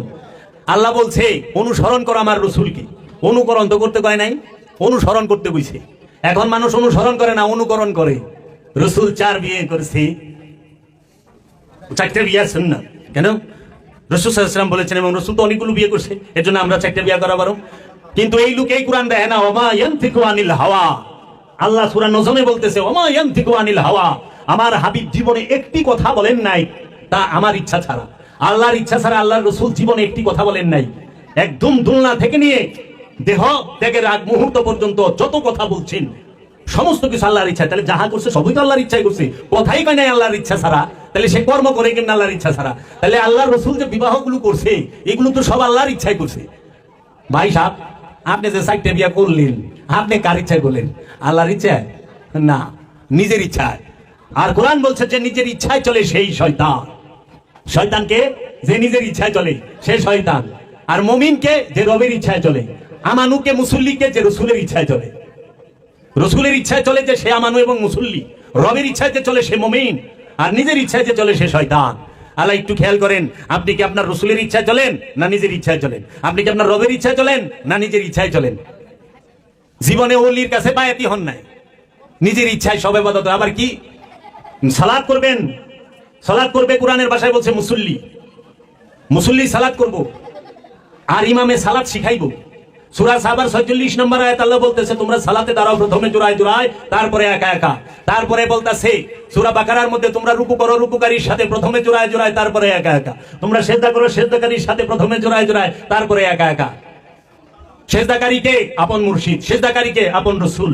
এই আপন রাসূলের থেকে সিজদা শিখতে হবে কিভাবে সিজদা করে। নিজের ইচ্ছায় সিজদা করলে হবে না তো, আপন রাসূলের কাছ থেকে শিখতে হবে রুকু কিভাবে করে। রসুল যেভাবে বলছে সেইভাবে। এখন তো আমরা নিজেরাই করে লই। আমরা সহি আরবি যাই না, সহি আরবি ভাষা পড়া শিখে আমরা ইমাম হয়ে যাই, অথচ কোরআন বলছে ইমাম আল্লাহ নিযুক্ত করে, ইমাম আল্লাহ নিযুক্ত করে, ইমাম আল্লাহ রসুল নিযুক্ত করে। যেই রকম মাওলা আলী আলাইহিস সালাতু ওয়াস সালামকে ইমাম নিযুক্ত করে গিয়েছেন মহানবী, গাদিরে ঘুমের মধ্যে বলছে আনা তারাকতুম ফীকুম মুসতাকলাইন, আমি তোমাদের কাছে দুইটি ভারী জিনিস রেখে গেলাম, হে মানব জাতি, জীবনে পথভ্রষ্ট হবে না, গুমরাহ হবে না। যদি শক্ত ভাবে ধরো, মজবুত ভাবে ধরো, দৃঢ় ভাবে ধরো, গুমরাহ হওয়ার কোনো সম্ভাবনাই নাই। সেটা কি? কিতাবুল্লাহি ফীহি নূরুন ওয়াল হুদা, আল্লাহর কিতাব যেটার মধ্যে আছে নূর এবং হেদায়েত। ওয়া ইত্রাদাহি, আমার বংশ। আল্লাহর হাবিব রেখে গেলেন কিতাব আর বংশ। খেয়াল করেন, আল্লাহর হাবিব যখন গাদিরে ঘুমে, অনেকে বলে যে বিদায় হজের ভাষণে বলছে কিতাব রেখে গেলাম। ওই সময় তো এরকম বাইন্ডিং করা কিতাব ছিল না, বই ছিল।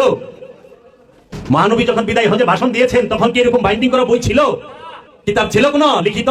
আরবি ভাষার লিখিত কোনো কিতাব ছিল না? আরবি ভাষার সর্বপ্রথম লিখিত কিতাবটাই তো কোরআন, সেটা হযরত উসমান রাদিয়াল্লাহু তাআলা আনহুর শাসনামলে হয়েছে। আর বিদায় হজ হয়েছে মহানবী উপস্থিত থাকা অবস্থায়, গাদিরে ঘুম হয়েছে মহানবী উপস্থিত থাকা অবস্থায়। তা আল্লাহর হাবিব বলল, আমি তোমাদের কাছে রেখে গেলাম আল্লাহর কিতাব, যেটার মধ্যে আছে নূর এবং হেদায়েত, আর আমার বংশ। হে মানব জাতি, পথভ্রষ্ট হবে না, গুমরাহ হবে না, বিপদগামী হবে না, যেই পর্যন্ত তোমরা এই দুইটা জিনিস আঁকড়ায় ধরে রাখবা। কোনো সম্ভাবনা নাই বিপদগামী হওয়ার। আর এই মানব জাতি, এই মুসলমান জাতি এই ইতরাতকে ছাইড়েই দিল। কারণ কিতাব, যদি আপনি কোরআনকে বলেন, কোরআনে সূরা, একটা সূরা আছে সূরা ইখলাস, সবাই পড়েন না? এই সূরা ইখলাস প্রথম আয়াতটাই বলতেছে কুল হুয়াল্লাহু আহাদ। কুল বলে দিন, আল্লাহু আহাদ, আল্লাহ হচ্ছে একক, অখণ্ড, অদ্বিতীয়, স্বয়ংভূ সত্তা। আল্লাহ এক, এটা বলে নাই। এক যদি কইতো তাইলে ওই তো আরবিটাই এরকম, কুল হুয়াল্লাহু ওয়াহিদ। ওয়াহিদ অর্থ এক। যারা আরব রাষ্ট্রে গেছেন, এখানে যদি এরকম কেউ থাকেন যারা আরবি সম্পর্কে জানা, তারা ওয়াহিদ এক, ইতনাইন দুই, সালাসা, সালাসা তিন, আরবা, সাইর, খামসা পাঁচ, সিত্তা, সাবা, তামানিয়া, তিসা, সারা, এইভাবে। তো ওয়াহিদ অর্থ হইলে এক, আহাদ অর্থ হইলে একক। এখন সবাই অর্থ করে দিয়ে দিছে, বলেন আল্লাহ এক। আহাদ অর্থ কি? এক। আহাদ অর্থ একক। ওখানে কোরআনের মধ্যে যেখানে বলছে তানাজ্জালুল মালাইকাতি ওয়ার রূহ, অর্থ করে দিছে আল্লাহ কয়ে দিছে আমি কদরের রাতে রূহ নাজিল করি। আর এরা অর্থ করে দিছে আল্লাহ কদরের রাতে কোরআন নাজিল করে। আপনারা সবাই জানেন কোরআন নাজিল হয় কদরের রাতে। এই পর্যন্ত আমার মনে হয় 2-4 জন ছাড়া কেউই জানে না যে কদরের রাতে রূহ নাজিল হয়। রূহ আরবি শব্দ, কোরআনও আরবি শব্দ। কদরের রাতে কোরআন নাজিল হয় না, রূহ নাজিল হয় এবং ফেরেশতা নাজিল হয়। এই রূহে কোরআন বানায় দিয়েছে। মানুষ কি করবো? দেখেন প্রত্যেকটা অনুবাদ যে ভুল করলো, কোরআন তো থাপাতা ধরলো না, তারে ধরছে এই ভুল অর্থ করো কে, যা আছে তাই করো, ভুল অর্থ করো কে। কোরআন ধরে নাই, ধরবো কে? ইতরাতে, বংশে। যে কোরআন জানে সে নবীর বংশ ধরবে, যে এটার ভুল অর্থ হয়েছে। আরবি এক অর্থে ভুল করে ফেয়া দিছ। ওই যে যায় দেখবেন সূরা বনী ইসরাইলের 78 নম্বর আয়াতে আল্লাহ বলতেছেন আকিমুস সালাতা লিদুলুকি শামসি ইজা গাসাকিল লাইলি ওয়া কুরআনাল ফজর ইন্না কুরআনাল ফজর কানা মাশহুদা। ওয়াকিমুস সালাত, সালাত কায়েম করো, লিদুলুকি শামসি, সূর্য যখন ডলিয়া যায়, ইলা গাসাকিল লাইলি, যখন অন্ধকার রাতের দিকে, ইলা মানে দিকে, গাসাকিল মানে অন্ধকার, লাইলে মানে রাতে, রাতের অন্ধকারের দিকে যখন সূর্য ঢলিয়া যায়, এর আগেই সালাতকে কায়েম করো। ইন্না সালাতা আকিমুস সালাত লিদুলুকি শামসি ইলা গাসাকিল লাইলি ওয়া কুরআনাল ফজর। কুরআন শব্দের অর্থ কোরআন, ফজর মানে ভোর। ওখানে অনুবাদ করে দিয়েছে, কোরআনের অর্থ করছে নামাজ, বাংলা। নামাজের আরবি কি কোরআন? জগতে কোনো ডিকশনারিতে দেখাইতে পারবো নামাজের আরবি কোরআন? নামাজ ফার্সি শব্দ, নামাজের আরবি হচ্ছে সালাত। সালাত অর্থ নামাজ, বাংলা হলো সংযোগ, যোগাযোগ, প্রচেষ্টা। কিন্তু তাহারা অর্থ করে থিয়া দিছে সালাত, ওই কোরআনের অর্থ সালাত করছে। তাহলে এই আয়াতের মধ্যে সালাত শব্দটাই আছে একবার, আকিমুস সালাত, আর কোরআন শব্দটা আছে দুইবার। ওই দুইবারই দেখবেন যে ভোরের ফজরের নামাজ বানায় থিয়া দিছে। তাহলে সহজ সরল মানুষ ভুল অর্থ শিখা ভুল শিখছে না? তাহলে এরা কি করছে? কদরের রাতে আল্লাহ রূহ নাজিল করে, আর রমজান মাসে আল্লাহ কোরআন নাজিল করে। কোরআন কার থেকে নাজিল হয়? রবের তরফ হইতে। কার উপরে? আলা কালবেকা, হে আমার হাবিব, আপনার কলবের উপরে আমি কোরআন নাজিল করেছি। কোরআন কোথায় নাজিল হয়? কলবে। কলবের উপরে। কার কলবে? রাসূলের কলবের উপরে কোরআন নাজিল হয়। কোরআন হচ্ছে নূর। কারণ আল্লাহ বলছে লা ইয়ামাসসাহু ইল্লাল মুতাহহারুন, কেউ স্পর্শ করতে পারে না এই কোরআনকে পবিত্র হওয়া ছাড়া। কোরআনের ভাষা আরবি, কিন্তু কোরআন নূর। কোরআন কি? নূর। কোরআন যে ভাষায় চাইবো, যে ভাষা বলবে, ওইটাই কোরআনের ভাষা হয়ে যাবে। এজন্য আল্লাহর হাবিব তাজদারে হারাম, তাজদারে মদিনা, সুলতানে আম্বিয়া, ইমামে কিবলাতাইন আবুল কাসিম মুহাম্মদ সাল্লাল্লাহু আলাইহি ওয়াসাল্লাম আরব এবং আরবের চতুর্পাশের লোকদের জন্য এই আরবি ভাষায় কোরআনকে শিখিয়েছেন, বুঝিয়েছেন। আজকে আল্লাহর হাবিব যদি অন্য কোনো দেশে, অন্য কোনো ভৌগোলিক সীমানায় আসতেন, ওইখানকার ভাষাই বলতেন। এজন্য কোরআন হচ্ছে নূর। নূরকে অপবিত্র অবস্থায় মানে খান্নাস নফসের সাথে নিয়ে স্পর্শ করা যায় না, আরবি ভাষাটাকে স্পর্শ করা যায়। এজন্য আরবি কোরআনটা ধরতে মেজাজি ওযু লাগবে, আর নুরি কোরআন স্পর্শ করতে খান্নাস মুক্ত হইতে হবে, আমিত্ব মুক্ত হইতে হবে। আমিত্ব মুক্ত হওয়া ছাড়া এই কোরআন স্পর্শ করা যায় না। এর জন্য কোরআন কখনোই থাপা দিয়ে কেউ ধরে না, ধরবো ইত্রাতে। এজন্য আল্লাহর হাবিব বলছে, মান কুনতু মাওলাহু ফাহাযা আলিয়ুন মাওলাহু, আমি যার মাওলা আলীও তার মাওলা। মাওলা আলীকে মহানবী তার একমাত্র খলিফা নির্বাচন করলেন। কার খলিফা? মহানবী। মহানবী মাওলা হিসাবে মাওলা আলীকে নিযুক্ত করলেন। তাই আমার মুর্শিদ বাবা জাহাঙ্গীর বলেছেন, সরকারে দু আলম মোহাম্মদ সাল্লাল্লাহু আলাইহি ওয়াসাল্লামের একমাত্র খলিফাই হচ্ছে মাওলা আলী। সর্বপ্রথম খলিফা মাওলা আলী, মধ্যখানের খলিফা মাওলা আলী, শেষের খলিফা মাওলা আলী, সর্বকালের খলিফা মোহাম্মদ সাল্লাল্লাহু আলাইহি ওয়াসাল্লামের মাওলা আলী। আর অন্য যত খলিফা আসছে, তাই এই সমস্ত খলিফাকে মানুষ নির্বাচিত করেছেন। হযরত আবু বকর সিদ্দিক রাদিয়াল্লাহু তাআলা আনহুকে এই জাজিরাতুল আরবের হেজাজে মক্কা, হেজাজে মদিনা, এই হেজাজে আকদাস এই অঞ্চলের শাসন করার জন্য ক্ষমতা, এইটার বাইতুল মালকে রক্ষণাবেক্ষণের জন্য, মদিনা মক্কা শাসন করার জন্য জনগণ মক্কার কুরাইশ গোত্রের এবং বিভিন্ন গোত্রের মানুষেরা মিলা খলিফা বানাইছে।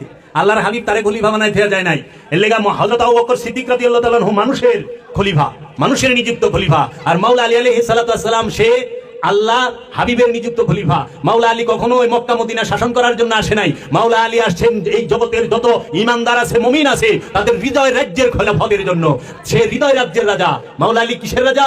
প্রতিটা মুমিনের, প্রতিটা আমানুর হৃদয় রাজ্যের রাজা। এর থেকে শিক্ষা গ্রহণ করে আত্মশুদ্ধি লাভ করতে হবে, নফসের তাজকিয়া করতে হবে। আল্লাহ রাব্বুল আলামিন বলেছেন, কাদ আফলাহা মান তাযাক্কা, ওই ব্যক্তি সফল যে নিজের নফসকে পবিত্র করতে পেরেছেন। কে সফল? যে নিজের নফসকে পবিত্র করতে পেরেছেন। আল্লাহ তো কোরআনে কয় নাই যে এলাকার এমপি এসে হ্যাঁ সফল, যে এলাকার চেয়ারম্যান হয়েছে সে সফল, যে কমিশনার হয়েছে সে সফল, যে হাফেজ হয়েছে সে সফল, যে মাওলানা হয়েছে সে সফল, যে মুফতি হয়েছে সে সফল, যে মুহাদ্দিস হয়েছে সে সফল, যে আল্লামা হয়েছে সে সফল। এটা তো বলে নাই যে ব্যবসায়ী হয়েছে সে সফল, যে অনেক সম্পদের মালিক হয়েছে সে সফল। কখনোই না। আল্লাহ বলছে কাদ আফলাহা মান তাযাক্কা, ওই ব্যক্তি সফল যে নিজের নফসকে পবিত্র করতে পেরেছে, যে নফসটি খান্নাস মুক্ত হয়েছে, যে নফসটি শয়তান মুক্ত হয়েছে, সেই নফসটি সফলতা অর্জন করেছে। এজন্য খান্নাস মুক্তি শুধু ছেলেরা না বাবা, মেয়েরাও করে, মেয়েরাও হইতে পারে। তাই আমার মুর্শিদ বাবা জাহাঙ্গীর বলেছেন, বাবা আদমের মধ্যে আল্লাহ রূহ উদ্গার করেছেন। আল্লাহ কোরআনে বলছে, ওয়ানুফাত্তু মিন রূহি, আমি আমা হতে আদমের মধ্যে রূহ ফুঁকে দিলাম। আবার আল্লাহ কিন্তু মা মরিয়মের মধ্যে রূহ উদ্গার করছে। আল কোরআন সূরা মরিয়ম খুইলা দেখেন, মরিয়ম মা মরিয়মের মধ্যে রূহ উদ্গার করে নাই? তো মা মরিয়ম নারী, মেয়েরা নবী হয় না কিন্তু ওলি হয়। ওলির পেটে নবীর জন্ম।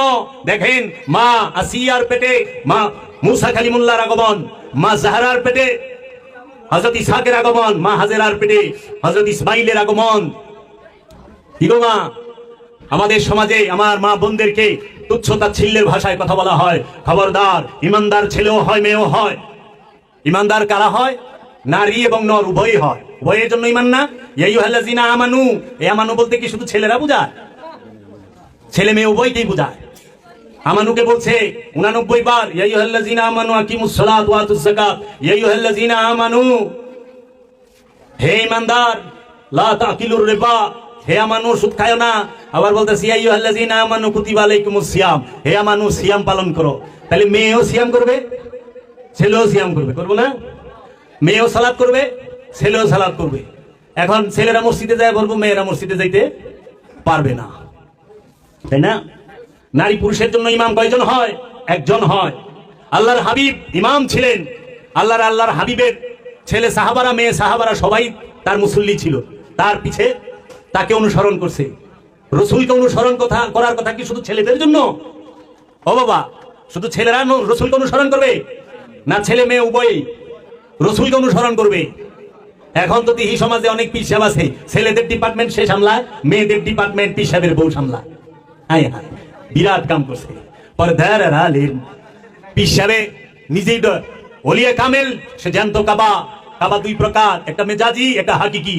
আল্লাহর ওলিয়ে কামেল যিনি, তিনি জীবন্ত কাবা, জ্যান্ত কাবা। কারণ আল্লাহর হাবিবি তার হাদিসে বলে দিছে, হে কাবা তুমি শুনিয়া রাখো, আমার একজন মুমিন উম্মত তোমার থেকে অনেক মর্যাদাবান। কারণ এই শত কাবা মিলেও একটা মানুষ তৈরি করতে পারবে না। কাবার অন্তরে আল্লাহর হাবিব থাকে না, কাবার অন্তরে আল্লাহ থাকে না, কিন্তু মানুষের অন্তরে, মুমিনের অন্তরে আল্লাহর হাবিবও থাকে, আল্লাহ স্বয়ং থাকে। কুলুবুল মুমিনিন আরশে আল্লাহ, মুমিনের দিল হচ্ছে আল্লাহর আরশ। আর আল্লাহ কোরআনে বইলা দিতেছে ইন্নাল্লাহা মাআল মুমিনুন, আমি মুমিনের সাথে থাকি। হাদিসের সাথে মিল পাওয়া গেল। আল্লাহ কোরআনে আমি মুমিনের সাথে থাকি, আর হাদিসে কইলো মুমিনের দিল আল্লাহর আরশ। ওলিয়ে কামেলের কাছে কোনো পর্দা নাই, পর্দা হবে বেগানার কাছে। কাবায় পর্দা আছে। আমরা যে হজ করতে যাই, আমি নিজে হজ করে আসছি, বড় হজ, আকবরী হজ। হাজরে আসওয়াদ চুম্বন করার জন্য মেয়ে ছেলে উভয়ের যে ধাক্কাধাক্কি হয়, কে মরবো কে বাঁচবো সেটা ঠিক নাই। কাবার মধ্যে পর্দা থাকে না। আরে শরীয়তি কাবাই তো পর্দা নাই, ওখানে ছেলে মেয়ে আলাদা লাইন আছে। হজের সময় ছেলেরা 2 টুকরা, মেয়েরা 3 টুকরা। ও বাবা, সত্যকে লুকান কেন? পর্দা করবেন বেগানার সাথে, বেগানার সাথে পর্দা। কোরআনের জন্য পর্দার প্রয়োজন নাই। আমরা কোরআনে গিলাপ পড়াই না? কোরআনের জন্য গিলাপের প্রয়োজন আছে। গিলাপ প্রয়োজন না পাকের লিগা, জানি না পাক অবস্থায় আমাদের কোরআন স্পর্শ না হয়, এর জন্য আমরা কোরআনে গিলাপ লাগায় ফেয়া দিই। এই কোরআন অন্য বইয়ের মতো না, এটা যেন সহজে বুঝতে পারি। কোরআন আর অন্য বইয়ের মধ্যে তফাৎ আছে, এই জন্য আমরা গিলাপ দিয়ে কোরআন ঢাকি। কাবার মধ্যে গিলাপ দেওয়া হয় কেন? কাবার গিলাপের প্রয়োজন না, গিলাপের প্রয়োজন না পাকের। গিলাপ থাকলেও কাবা, না থাকলেও কাবা। নাপাকের জন্য পর্দার প্রয়োজন। কান্নাস মুক্ত মহাপুরুষ যিনি, যিনি আল্লাহর চেহারা হয়ে রয়েছেন, যিনি আল্লাহর চোখ হয়ে রয়েছেন, যিনি আল্লাহর কান হয়ে রয়েছেন, যিনি আল্লাহর জবান হয়ে রয়েছেন, তার জন্য কোনো তার সাথে পর্দা নাই। এটা বুঝতেই দেয় না। সব হানে, সব রোগের এক ওষুধ, প্যারাসিটামল 2 বেলা। হুজুর কি শৈল বিষ? প্যারাসিটামল। ডাক্তার সাহেব, আতিরা ডাক্তাররা যেমন শৈল বিষ, প্যারাসিটামল 2 বেলা। আটকিরা বিষ করে, প্যারাসিটামল 2 বেলা। টাইফয়েড হয়েছে, প্যারাসিটামল 2 বেলা। কয় লিভারের সমস্যা, কয় প্যারাসিটামল 2 বেলা। কয় হাঁপানি, কয় প্যারাসিটামল 2 বেলা। কয় ফাইলস হয়েছে, কয় প্যারাসিটামল 2 বেলা। এই প্যারাসিটামলই 2 বেলা দিয়ে গেল সারা জীবন ভরা। কার লেগে জান্নাত, কার লেগে জাহান্নাম? কে জান্নাত জাহান্নামের ঊর্ধ্বে চলে গেছে, আজ পর্যন্ত এইটা ডিফাইন করতে পারলো না। আর সমাজের এই সাধারণ কাঁচাগোলা মোমের মতো মানুষগুলো কি, আর আমার এই মা বোনদেরকে এত অবহেলিত, কি অকথ্য ভাষায় কথা বলি, তুচ্ছতা ছিলের ভাষায়। মা, আপনারা জানবেন, প্রতিটা জিন এবং প্রতিটা নর এবং নারী এই কোরআনে ডাকা হয়েছে জাকারা ওয়া উনসা। জাকারা ওয়া উনসা, জাকারা শব্দের অর্থ নর, উনসা মানে নারী। এই জাকারা উনসা যারা, এদের নফসের নিকটে, নফসের মধ্যে শয়তানও আছে, খান্নাস রূপী, আবার রূহ আছে। আপনি যদি মুর্শিদের রসুলের ধ্যানের মাধ্যমে, দাইমি সালাতের মাধ্যমে, দাইমি সিয়ামের মাধ্যমে, হজ কুরবানির মাধ্যমে আপন নফসকে খান্নাস মুক্ত করতে পারেন, আপনিও আল্লাহর ওলিতে পরিণত হবেন। মেয়েরাও আল্লাহর ওলি হয়, ছেলেরাও আল্লাহর ওলি হয়। মেয়েরাও আল্লাহওয়ালা হয়, ছেলেরাও আল্লাহওয়ালা হয়। মেয়েরাও জান্নাতি হয়, ছেলেরাও জান্নাতি হয়। জান্নাতি কখনো দেহ হয় না, জান্নাতি হয় নফস। নফসের কোনো লিঙ্গ নাই, লিঙ্গ হয় দেহের। নর আর নারী হয় দেহ, নফস না। আর নারী বলা হয় সেই নফসকে যে নফস শয়তান যুক্ত, কারণ নফসের দেহ নাই। দেহের মধ্যে নফসের অবস্থান, দেহের অঙ্গ প্রত্যঙ্গের মধ্যে নফসকে প্রতিষ্ঠিত করে দেওয়া হয়। সমস্ত অঙ্গ প্রত্যঙ্গের মধ্যে নফসকে সেট করে দিয়েছে। এর লাগি আল্লাহ কয় ইন কানাত ইল্লা সাইহাতু ওয়াহিদাতান, একটা বিকট আওয়াজে তোমার এই দেহ থেকে নফসকে আলাদা করে দেওয়া হবে। কিসে? আওয়াজে। বিকট একটা আওয়াজ হইব, এই আওয়াজ অন্য কেউ শুনবে না। যে দেহ থেকে নফস আলাদা হইব শুধুমাত্র সে শুনবে। আইসিইউতে আছে, গ্লাস দিয়ে আটকানো, তারপরে অন্য কেউ শুনবো না। এই নফস আর রুহের পার্থক্য জানে না, পীর হয়ে বয়ে রয়েছে। নফস আর রুহের পার্থক্য জানে না, বিরাট বড় গবেষক হয়ে বয়ে রয়েছে, আন্তর্জাতিক খ্যাতি সম্পূর্ণ। জীবনে কোরআন গবেষণাই করে নাই যে কোরআন কি বলতেছে। রুহের জন্য সওয়াব পাঠানো, এটা কোরআন দর্শন বিরোধী কুফরি আকীদা। রুহের জন্য সওয়াব পাঠায় না, কারণ রূহ স্বয়ং জাত নূর। জাত নূরের জন্য কিসের সওয়াব পাঠাইবেন? আল্লাহর হাবিবের জন্য দোয়া করেন, আল্লাহর রাসূলের জন্য। সারা কোরআনে দেখেন তো এক জায়গায় যে আল্লাহ বলছে যে আল্লাহর রাসূলের জন্য দোয়া করেন? আল্লাহ বলছে যে নফস জুলুমকার, সেই নফস যেন আল্লাহর দরবারে বলে রব্বানা যালামনা আনফুসানা, হে আমার রব, আমি আমার নফসের উপর জুলুম করেছি, আমি তোমার কাছে ক্ষমা চাই। আল্লাহর হাবিবের জন্য দোয়া করবেন না, খবরদার। আল্লাহর হাবিবের কাছে দয়া চাইবে। ওগো রাহমাতাল লিল আলামিন, ওগো সুলতান আরব, মালিক আরব, ইয়া রাহমাতাল লিল আলামিন, ওগো আল্লাহর বন্ধু, আল্লাহর হাবিব, সরকার দু আলম, তাজদার হারাম, সাহেবে মিরাজ, সাহেবে আম্বিয়া, আমরা পাপী গুনাহগার না খানদান আলায়েক, আপনার রহমত ভিক্ষা চাই। আপনি যে দয়ার ভান্ডার, আপনি যে রহমাতাল লিল আলামিন, আপনি যে সরওয়ারে কায়নাত, আপনি যে সুপারিশকারী, আপনার দয়া ব্যতীত আমাদের মুক্তি হবে না। ওগো আল্লাহর রাসূল, আপনি আমাদেরকে একটু দয়া করেন, আপনার খাস রহমত আমাদেরকে দান করেন। রহমাতাল লিল আলামিনের জন্য দোয়া করেন না বাবা। আমরা এর জন্য অগ্রসর হইতে পারি না, আমরা ধ্বংস হই। আমাদের নফসের উন্নতি হয় না, সাংসারিক উন্নতি হয় না, পরিবারের উন্নতি হয় না, মানসিক উন্নতি হয় না, কারণ আল্লাহর হাবিবের জন্য আমরা দোয়া করি। আরে আমি হলো নামাজি, আমি নামাজি, আপনি নামাজি। নামাজি হয়ে রাসূলের জন্য দোয়া করতে পারে? বলেন না, নামাজি হয়ে রাসূলের জন্য দোয়া করতে পারে সে? মুসল্লি কোনোদিন ইমামের জন্য দোয়া করতে পারে, মুসল্লি কোনোদিন রসুলের জন্য দোয়া করতে পারে, মুসল্লি কোনোদিন নবীর জন্য দোয়া করতে পারে, মুসল্লি কোনোদিন আব্দুহুর জন্য দোয়া করতে পারে, মুসল্লি কোনোদিন রহমতের জন্য দোয়া করতে পারে, মুসল্লি কোনোদিন কেতাবের জন্য দোয়া করতে পারে, মুসল্লি কোনোদিন ইমামের জন্য দোয়া করতে পারে, মুসল্লি কোনোদিন কোরআনের জন্য দোয়া করতে পারে। আল্লাহর হাবিব সে নিজে কোরআন, আল্লাহর হাবিব মুহাম্মদ সাল্লাল্লাহু আলাইহি ওয়াসাল্লাম তিনি জিন্দা কোরআন, তিনি নূরি কোরআন। তার জবান মুবারক থেকে আল্লাহর বাণী আল কোরআন বের হয়েছে। আল্লাহর বাণী আল কোরআন মুহাম্মদ সাল্লাল্লাহু আলাইহি ওয়াসাল্লামের ঠোঁট মুবারকে পেয়েছি।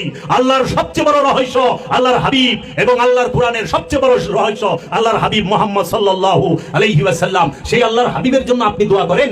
কিতাব হচ্ছে আল্লাহর হাবিব, কারণ আল্লাহ 3 দিনের ঈসা রুহুল্লাহকে সূরা মরিয়মে বলতেছে, ঈসা রুহুল্লাহ ইন্নী আব্দুল্লাহ, নিশ্চয় আমি আল্লাহর বান্দা, আমি হচ্ছে আল্লাহর বান্দা। আতানিয়াল কিতাব, আমাকে আল্লাহ রাব্বুল আলামিন কিতাব দিয়েছেন, আমি কিতাব নিয়ে এসেছি। 3 দিনের শিশু ঈসা রুহুল্লাহ কিতাব নিয়ে আসছিল। কোন কিতাব? এই বাইন্ডিং করা বই। এই কিতাব, ওই কিতাব কোন ভাষায় ছিল? ঈসা নবীর ভাষা তো আরবি ছিল না, ঈসা নবীর ভাষা ছিল হিব্রু। ঈসা নবীর মাতৃভাষা হিব্রু, আরবি নয়। কি গো বাবা, ঈসা নবী যদি কিতাব নিয়ে আসে, তো মহানবী কি কিতাব নিয়ে আসে নাই? আল্লাহ কি বলে নাই আমি আপনাকে কিতাব দিয়েছি? আল্লাহ কি বলে নাই ইউসাব্বিহু লিল্লাহি মা ফিস সামাওয়াতি ওয়া মা ফিল আরদিল মালিকুল কুদ্দুসুল আজিজুল হাকিম ওয়াল্লাযী বাআসা ফিল উম্মিয়িনা রাসূলাম মিনহুম ইয়াতলু আলাইহিম আয়াতি ওয়া ইউযাক্কিহিম ওয়া ইউআল্লিমুহুমুল কিতাবা ওয়াল হিকমা। হে আমার হাবিব, এই আসমান জমিনের সমস্ত যাহা কিছু আছে সমস্ত কিছু আল্লাহর তাসবিহ পাঠ করতেছেন। সেই আল্লাহ যিনি মালিকুল কুদ্দুসুল আজিজুল হাকিম, যিনি মালিক, যিনি কুদ্দুস, যিনি হাকিম, সেই আল্লাহ উম্মিয়িনদের থেকে একজন নবী নির্বাচন করেছেন, যেই নবী মানুষদেরকে কিতাব শিক্ষা দেবে, যেই নবী মানুষদেরকে নফস পবিত্র করবে, যেই নবী মানুষদের আয়াত তেলাওয়াত করে শোনাবে, যেই নবী মানুষদেরকে হিকমত দান করবে। আর সেই নবীর জন্য আপনি দোয়া করেন, আপনি সওয়াব পাঠান। নিজের এত অহংকারী, তাকাব্বুরি। 4 রাকাত ফরজ নামাজ পড়ছেন, কিছু আল্লাহ রসুলের কোরআন, এই কোরআন আল্লাহ রসুলের বাণী। আল্লাহ কোরআনে বলতেছে ইন্নাহু লাকাউলুন রাসূলিন কারীম, 2টা সূরার মধ্যে 69 নম্বর সূরার 40 নম্বর আয়াতে বলা হয়েছে ইন্নাহু লাকাউলুন রাসূলিন কারীম, নিশ্চয়ই এই কোরআন হচ্ছে সম্মানিত রাসূলের বাণী। আর রাসূলের বাণী পয়রা, আল্লাহর বাণী আল কোরআন পয়রা আল্লাহর রাসূলের লেগে এটা সওয়াব পাঠায়। শুনছেন? আপনি টাকা আপনার এই দাঁড় দেয়, আপনার বাড়ি আপনার এই ভাড়া দেয়, আপনার বাড়ি আপনার থাকবার দেখো, দয়া করলাম। রুহের জন্য যারা দোয়া করে এরাই বিপথগামী, এরাই পথভ্রষ্ট। যে সমস্ত জ্ঞানী গুণী পীর মাশায়েখ আছেন যারাই রুহে সওয়াব পাঠায়, এগো থেকে ফুল স্পিরিটে ভাইগা যাইবেন, ঈমান বাঁচাইবার হইলে এক সময় স্পিরিটে ভাগবেন। কারণ এই রুহের পার্থক্যই জানে না, রূহ কারে বুঝেই নেই। এরা আল্লাহর লেগেও সওয়াব পাঠায় দেয়। কত ভয়ানক লোক এরা, আল্লাহর লেগে সওয়াব পাঠায় দেয়। রূহ সম্পর্কে 21 আয়াত আছে। আমি এই 250 নফস সম্পর্কে 250 আয়াত আপনাদের সামনে এই মুহূর্তে তুলে ধরবো। 21 আয়াত তুলে ধরবো রূহ সম্পর্কে, কিন্তু আপনাদের শোনার মতো এত ধৈর্য শক্তি হবে না, আর এত লুট কুলাইতেও পারবেন না। ধীরে ধীরে হোমিওপ্যাথি ওষুধের মতো 3 বেলা 5 ফোঁটা করে আস্তে আস্তে দিতে হইব। ঠাস করে দিলে আবার টাস করে ফেটে যাবো। আল্লাহর ওলির কাছে সিনার এলেম আছে। ইবাদত করে মজা পাইবেন আল্লাহর ওলির গোলামি করলে, ইবাদত করে মজা পাইবেন আল্লাহর রাসূলের গোলামি করলে। নিজের ইচ্ছা মতো ইবাদত করবেন, জুলুম মনে হইব, কষ্ট মনে হবে না। কোরআন বলতেছেন আওয়ালাম ইয়াতাফাক্কারু আনফুসিহিম, সূরা রুম। আপনার জবাব এখানে আসবে। আওয়ালাম ইয়াতাফাক্কারু আনফুসিহিম, তাহারা কি নিজেদের নফস সম্পর্কে চিন্তা ভাবনা করে না? আল্লাহ জিজ্ঞেস করতেছে, আল্লাহ জিজ্ঞেস করতেছে তাহারা কি তাদের নফস সম্পর্কে চিন্তা ভাবনা করে না? বাবা, নফস সম্পর্কে চিন্তা করছেন কোনদিন? আল্লাহ তো জিজ্ঞাইতেছে আল্লাহর হাবিবরে, তাহারা কি চিন্তা ভাবনা করে না তাদের নফস সম্পর্কে? আল্লাহ রাব্বুল আলামিন সূরা মায়েদায় বলতেছেন ইয়া আইয়ুহাল্লাযীনা আমানু আলাইকুম আনফুসাকুম, ইয়া আইয়ুহাল্লাযীনা আমানু। এখানে দেখেন আমানু শব্দটা উচ্চারণ করছি। এতক্ষণ আমি নফস সম্পর্কে যতটি আয়াত পড়ছি একটার মধ্যে কিন্তু আমানু উচ্চারণ করি না। এই যে আসলো সূরা মায়েদার 106 নম্বর আয়াত, ইয়া আইয়ুহাল্লাযীনা আমানু আলাইকুম আনফুসাকুম, ইয়া ওহে আইয়ুহাল্লাযীনা আমানু, যাহারা ঈমান এনেছো, আলাইকুম আনফুসাকুম, তোমরা তোমাদের নফসের খবর নাও। নফসের খবর নিতে বলেছে। তোমরা তোমাদের নফসের চিন্তা করো। সারা জীবন চিন্তা করলেন, ছোটবেলায় ভাই বোন মা বাপ লইয়া, বাপ মাই চিন্তা করলো, সংসার আর পোলাপান লইয়া, বিয়ে শাদী করছেন বউ পোলাপান লইয়া চিন্তা করেন। তারপরে বউ পোলাপান যখন বড় হয়ে গেছেন, নাতিনাত করে লইয়া, আর নাতিনাত করে চ্যাপ্টার শেষ মানে মরণ লইয়া, কি জানি হয় না জানি কি হয়, কবে জায়গা টাস টুস আলে কান্দে। মুমিন কাঁদে না। মুমিন তার চির বন্ধু, সবচেয়ে প্রিয় বন্ধুই হলো মৃত্যু। মুমিনের দুনিয়া হইল মুমিনের জন্য জেলখানা, আর খান্নাস রূপী নফসের জন্য দুনিয়া হইল ভোগের স্থান। মুমিনের লিগা জেলখানা, আর দুনিয়া তো সিদ্দিন। এই দুনিয়া হলো জেলখানা মুমিনের জন্য। কারণ মুমিন সে মানুষ যতকাল মনের কল্পনার ভিতরে অবস্থান করে ততকাল সে মুমিন না। যখন তার কোনো আশা আকাঙ্ক্ষা ইচ্ছা কামনা বাসনা কিছুই থাকে না, তখন সে যা হয় মুমিন। এই জন্য মুমিনের দুনিয়াই থাকে না। মুমিন পৃথিবীতে বাস করে, এটা হলো পৃথিবী। পৃথিবী আর দুনিয়ায় এক না। আপনারা বসে রয়েছেন পৃথিবীতে, আর মন আপনাকে দুনিয়া হইলে আপনাকে অন্তরে মনে। এর লেগে দুনিয়া সৃষ্টি করে মানুষ নিজে, আল্লাহ দুনিয়া বানায় নাই। দুনিয়া প্রতিটা নফস নিজে তৈরি করে। তার দুনিয়া কি? ছোট্ট আমি খামো, আমার বউ খাইবো, আমার পোলাপান খাইবো। বড় জোর 3 পুরুষ চিন্তা করে, 7 পুরুষ। 8 নাম্বার পুরুষের খবরের শেষ। এক জমিদার, ওই যে কথায় কথায় কল লাগে, এক জমিদার অনেক সম্পদের মালিক, তো তার সরকার যে ম্যানেজার যিনি তারে কইতেছে যে ম্যানেজার সাহেব জমা সয় সম্পদ তো অনেক করলাম, কি পরিমাণ আছে? কয় অ্যাকুরেট হিসাব তো কম দেবো না। তাও শেঠজি, হ্যাঁ অ্যাকুরেট হিসাব না, আনুমানিক 7 পুরুষ বইয়া খাইয়া পারবো যে সম্পদ আপনার আছে। হ্যাঁ তো আউ বাউ করে শিখা শুরু করছে। অনেক ম্যানেজার অবাক হয়েছে, কান দেখা বেটা কয় আমার 8 নম্বর পুরুষের কি 8 নম্বর যে হের বংশধর, হের কি হ্যাঁ কি গাইব? এইটি হলো মোহগ্রস্ত। এগুলাই দুনিয়াদার, এগুলাই ফেরাউন। ফেরাউন মানে সম্পদ জমাকারী। ফেরাউন একজন না, সর্বকালে সর্বসময়ে সর্বস্থানে গলিতে গলিতে ফেরাউন বই রয়েছে। অনেক কইলে পরে ফেরাউনরা আবার কিলে বেড়াহে, বুঝছেন? হাসা কথা কইলে পরে ঘরে থাকবার পারি না। আবু জেহেল গলিতে গলিতে অবস্থান করে। আবু জেহেল সে যে আল্লাহর ওলিকে মানে না, আল্লাহর রাসূলকে মানে না, যে সত্য জানার পরেও মানতে পারে না, সত্যকে ঢাকিয়ে রাখে, সেই আবু জেহেল। কারণ আবু জেহেল জানতো আব্দুল্লাহ আলাইহিস সালাতু ওয়াস সালামের সালে নবী মুহাম্মদ সাল্লাল্লাহু আলাইহি ওয়াসাল্লাম তিনি আল্লাহর পয়গাম্বর, তিনি নবী। তার হিডেন নলেজ আছে, তিনি গায়েবের ইলম জানে। জানা থাকা সত্ত্বেও নবী মানতে পারে নাই।